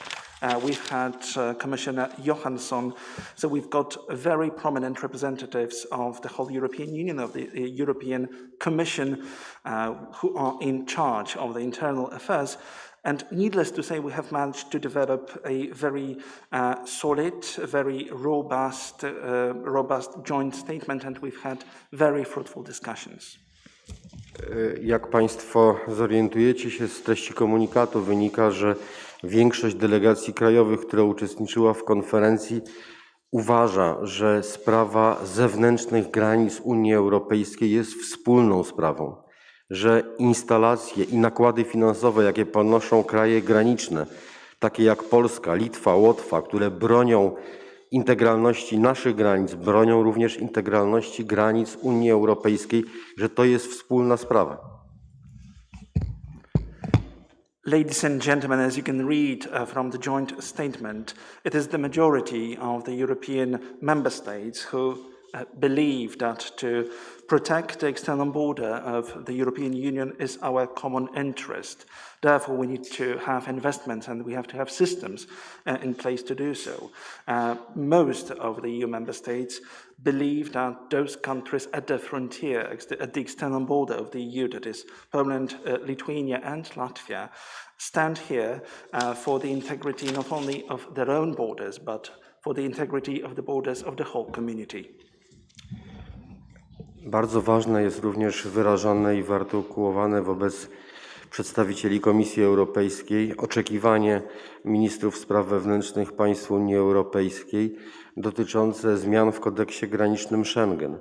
Prawo Unii Europejskiej w zakresie migracji musi być prawem zdroworozsądkowym, skutecznym, pragmatycznym, a nie infantylnym i ten głos myślę, że trafi do Komisji Europejskiej.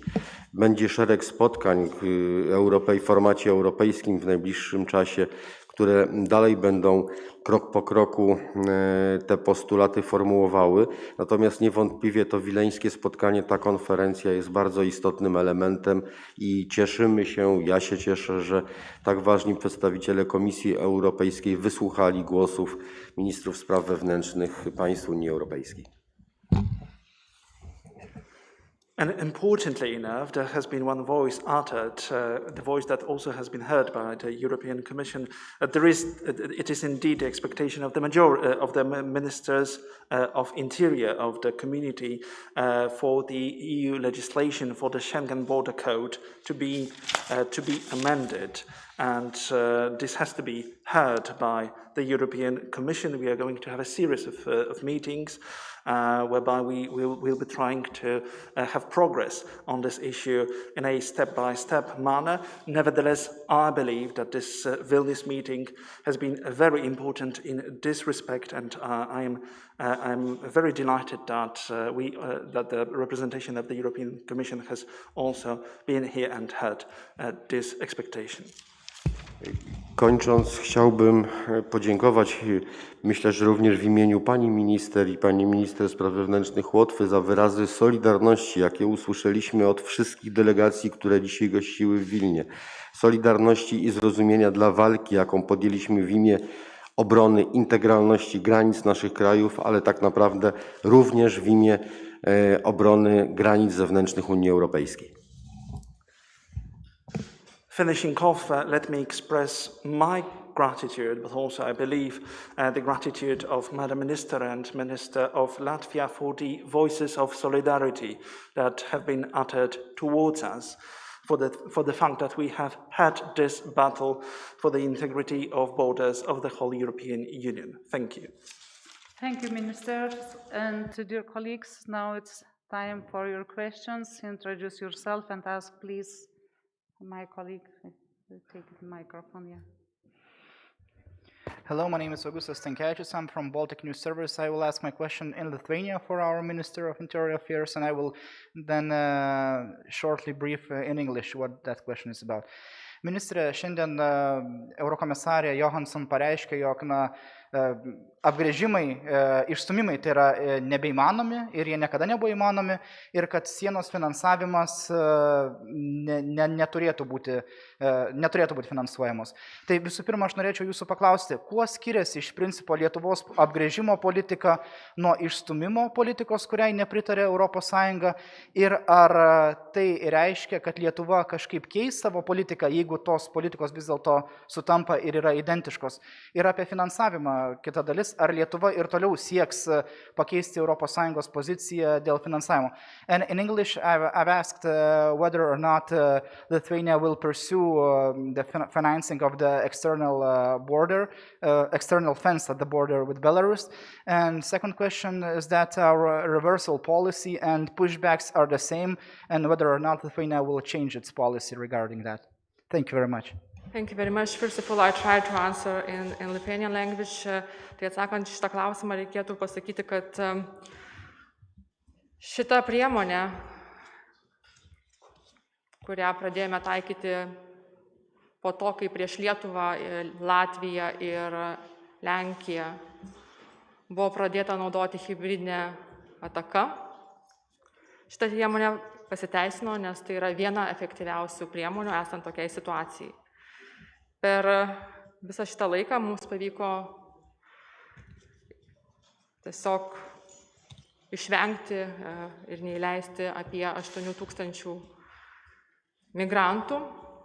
Ir esant įprastai situacijai, kai vyksta įprasta migracija, tai yra viena, ir matyt vienos priemonės turėtų būti taikomas, bet esant hibridiniai atakai, kai tokie režimai, kaip Baltarusijos režimas, organizuoja ataką naudojant žmonės, migrantus prieš konkrečias šalis, šalims narėms privalo būti suteikti instrumentai ir galimybė gintis ir saugoti savo šalių nacionalinį saugumą, taip pat ginti Europos Sąjungą.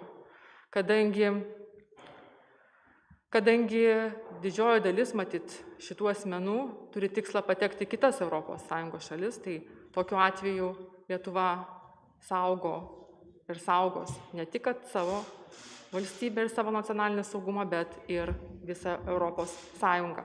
Kalbant apie sąvokas, tai matyt, sąvokos neturi didelės reikšmės. Tai, kad yra daug klausimų, kokių priemonių gali imtis šalis, kad gintis, esant hibridiniai atakai. Todėl mes organizavome šitą konferenciją, nuolat kalbame apie tai, nes turi būti labai aiškiai atsakyta į tai. O kalbant apie mūsų ateitį,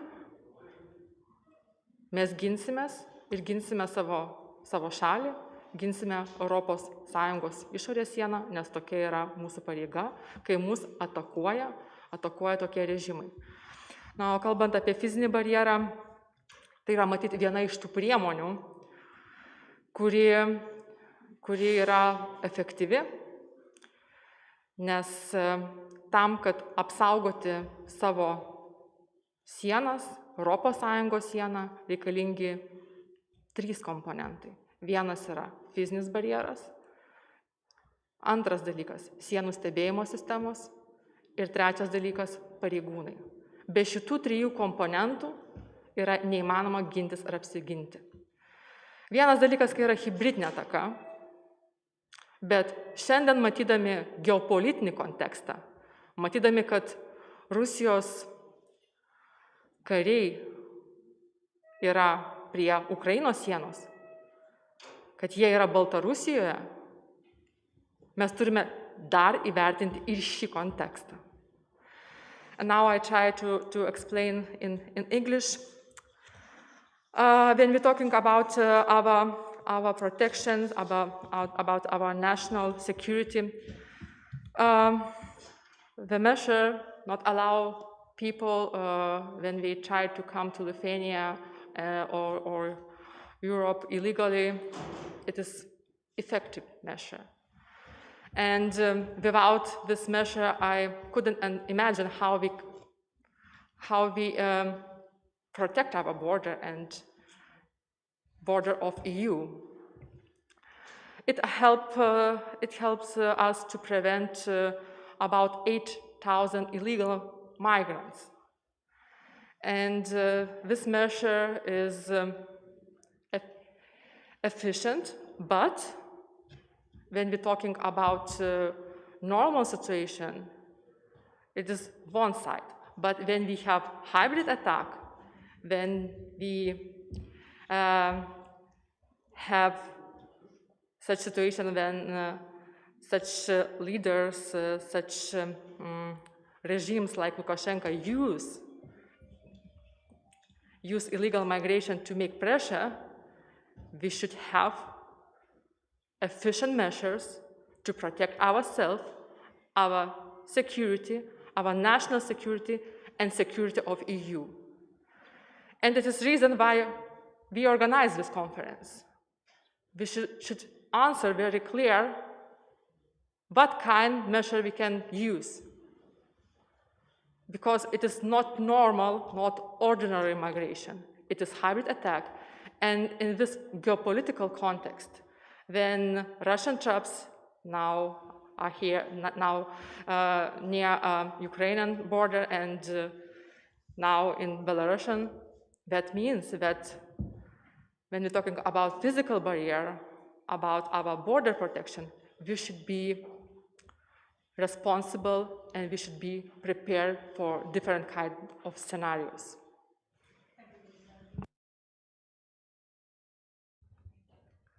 Andrew Sidus, Reuters.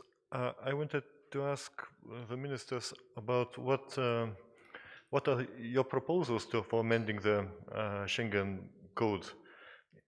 Do you propose to legalize pushbacks in certain circumstances?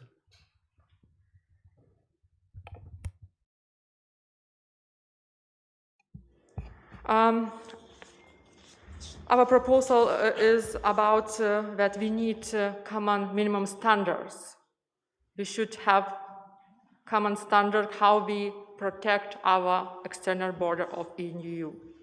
And we also should have really clear situation and understanding how we can react and what we can do in such crisis, such situation when we have hybrid attacks. I think it is clear under international law that countries have the sovereign right to protect their borders. This is already described in Article 4 of the Schengen Code. We have the responsibility to prevent illegal arrivals. People that have arrived in the European Union have the right under the Geneva Convention to apply for asylum. So it's not an issue about pushbacks, which is the term you used. It is preventing people coming illegally, and this has been driven especially from the situation in 2020 in the Greek-Turkish borders, the situation in 2021 in the Belarusian borders with Lithuania, Latvia, and Poland, where we obviously see here we don't see people under risk in either Turkey or Belarus seeking protection directly under Article 31 of the Geneva Convention in the European Union, but people that have been transferred to a third country to be pushed forward into the European Union, not because the people pushing them are having any consideration about the safety or the well-being of these migrants, but because the people pushing them believe that in that way they will destabilize the European Union.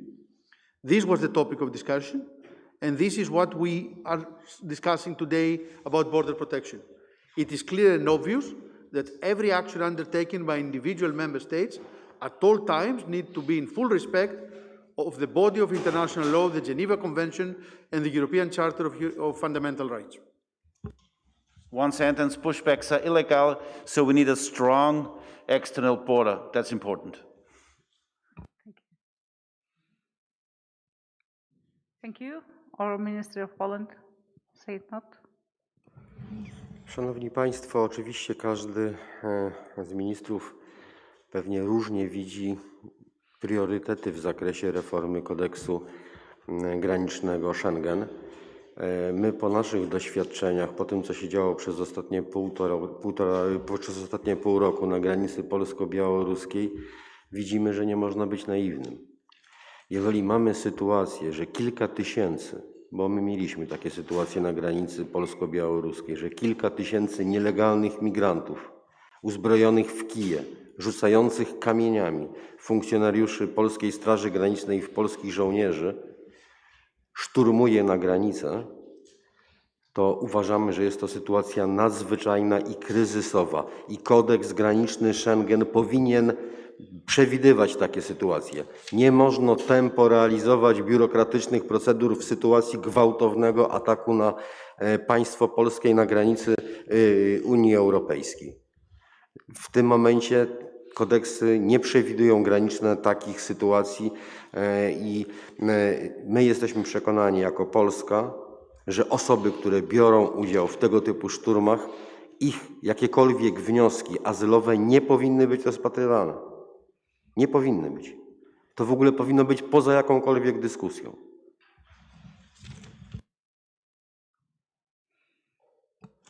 Ladies and gentlemen, I am convinced that every minister might have a slightly different look at the priorities when it comes to the amending process of the Schengen Border Code. Nevertheless, let me draw from our experiences of what is happening on the Polish-Belarusian border for the last half a year. From this perspective, I can state quite clearly that we mustn't be naive in this respect. In our approach, we have seen a few thousands illegal migrants armed, throwing stones at Polish functionaries of the border guard and Polish soldiers. So this was essentially an emergency situation, and for the time being, the Schengen Border Code does not envision this kind of scenario, does not do justice to this kind of scenario. And under such an emergency situation, we mustn't just be stick to bureaucracy. We need to act. And especially when we are under attack, as was the case for Poland recently. Thank you. And last question, please. Good evening, Oksana Antonenko, BBC Russian Service. Since Russia was mentioned here, do you think that the current situation on the Belarusian border can grow into a military conflict with the time? And one more thing, do you believe there can be another wave, another influx, considering the situation in Ukraine and possible escalation? I understand that situation is really serious, and we should be prepared, because Russia very actively participate and coordinate this process, and in the same time can happen that we can have two actions, one against Ukraine and second against us. And it is why we should talk about our border protection, about our solidarity, and to be united in this really dangerous situation. Thank you, Minister. And okay.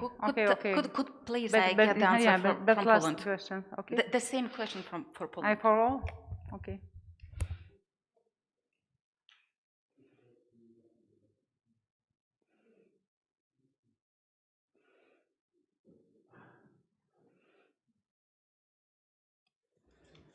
Szanowni Państwo, rozumiem, że pytanie dotyczyło kwestii możliwej nowej fali migracji związanej z konfliktem na Ukrainie. Proszę Państwa, jest zasadnicza różnica między migrantami a uchodźcami. Polska nigdy nie odmówi przyjęcia jakiegokolwiek uchodźcy, czyli osoby, która z powodów politycznych musi opuścić swój kraj w obawie o swoje zdrowie i życie. Tak jest z obywatelami Białorusi. Przez ostatni rok państwo polskie przyjęło opiekę nad 15 000 obywateli Białorusi. Nie życzę naszym sąsiadom z Ukrainy, braciom z Ukrainy, żeby musieli opuszczać swoje domy w obawie przed rosyjskimi bombami i mam nadzieję, że do tego nie dojdzie. Naród białoruski i państwo białoruskie będzie mogło zawsze w każdej trudnej sytuacji liczyć na solidarność państwa polskiego i narodu polskiego.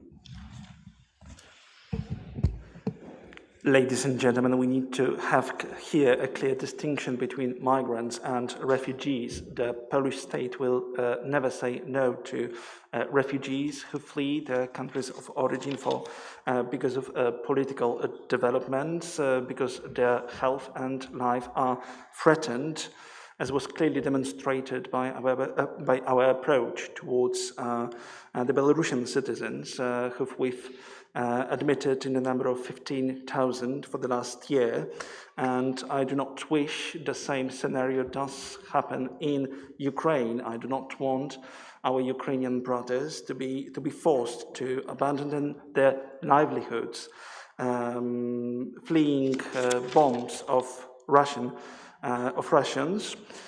So refugees is. We are always, the Polish state will always show solidarity with refugees. Thank you to the organizers of a border management conference, and thanks for you, dear colleagues. And now, nėra Kipro? Ar Kipro ministras norės ar ne? Taip? Taip? And now I invite Minister of Interior of Cyprus, Nikos Nouris.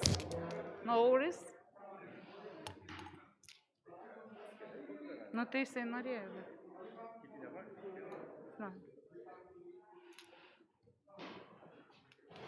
For your attention, statement by Minister of Cyprus.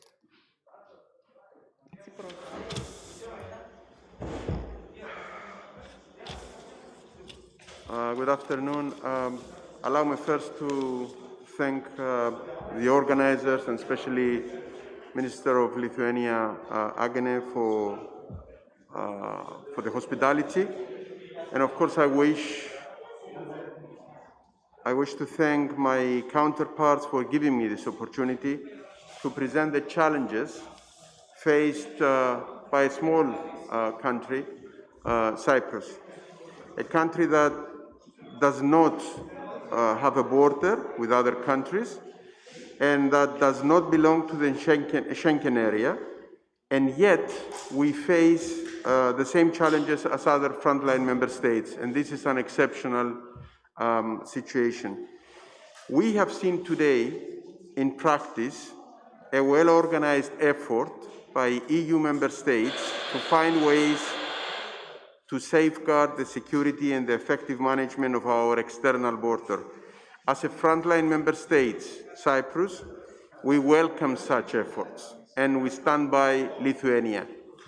At the same time, we welcome Europe's effective and coordinated response to the hybrid attack against the EU, orchestrated by the Lukashenko regime through the instrumentalization of migrants. Cyprus, unfortunately, faces the same threat from Turkey and requests that the EU responds with the same determination to end this unacceptable and dangerous behavior.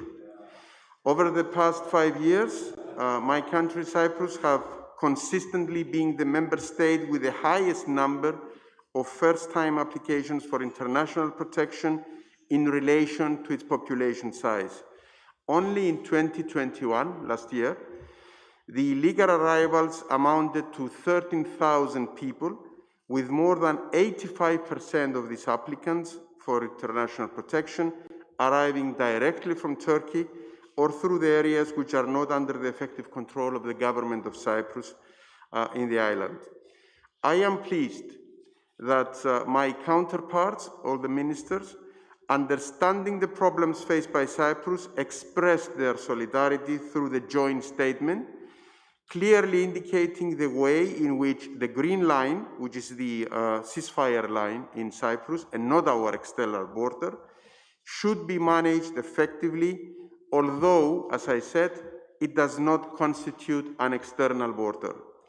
The irregular migration problem can be tackled effectively by reducing migration flows, speeding up asylum procedures, as my colleague, the Austrian minister, said, and increasing returns. This is vital, and this is something that we want to discuss during the French presidency, and I had the opportunity to do so together with the bilateral talk that I have with the French Minister of Interior.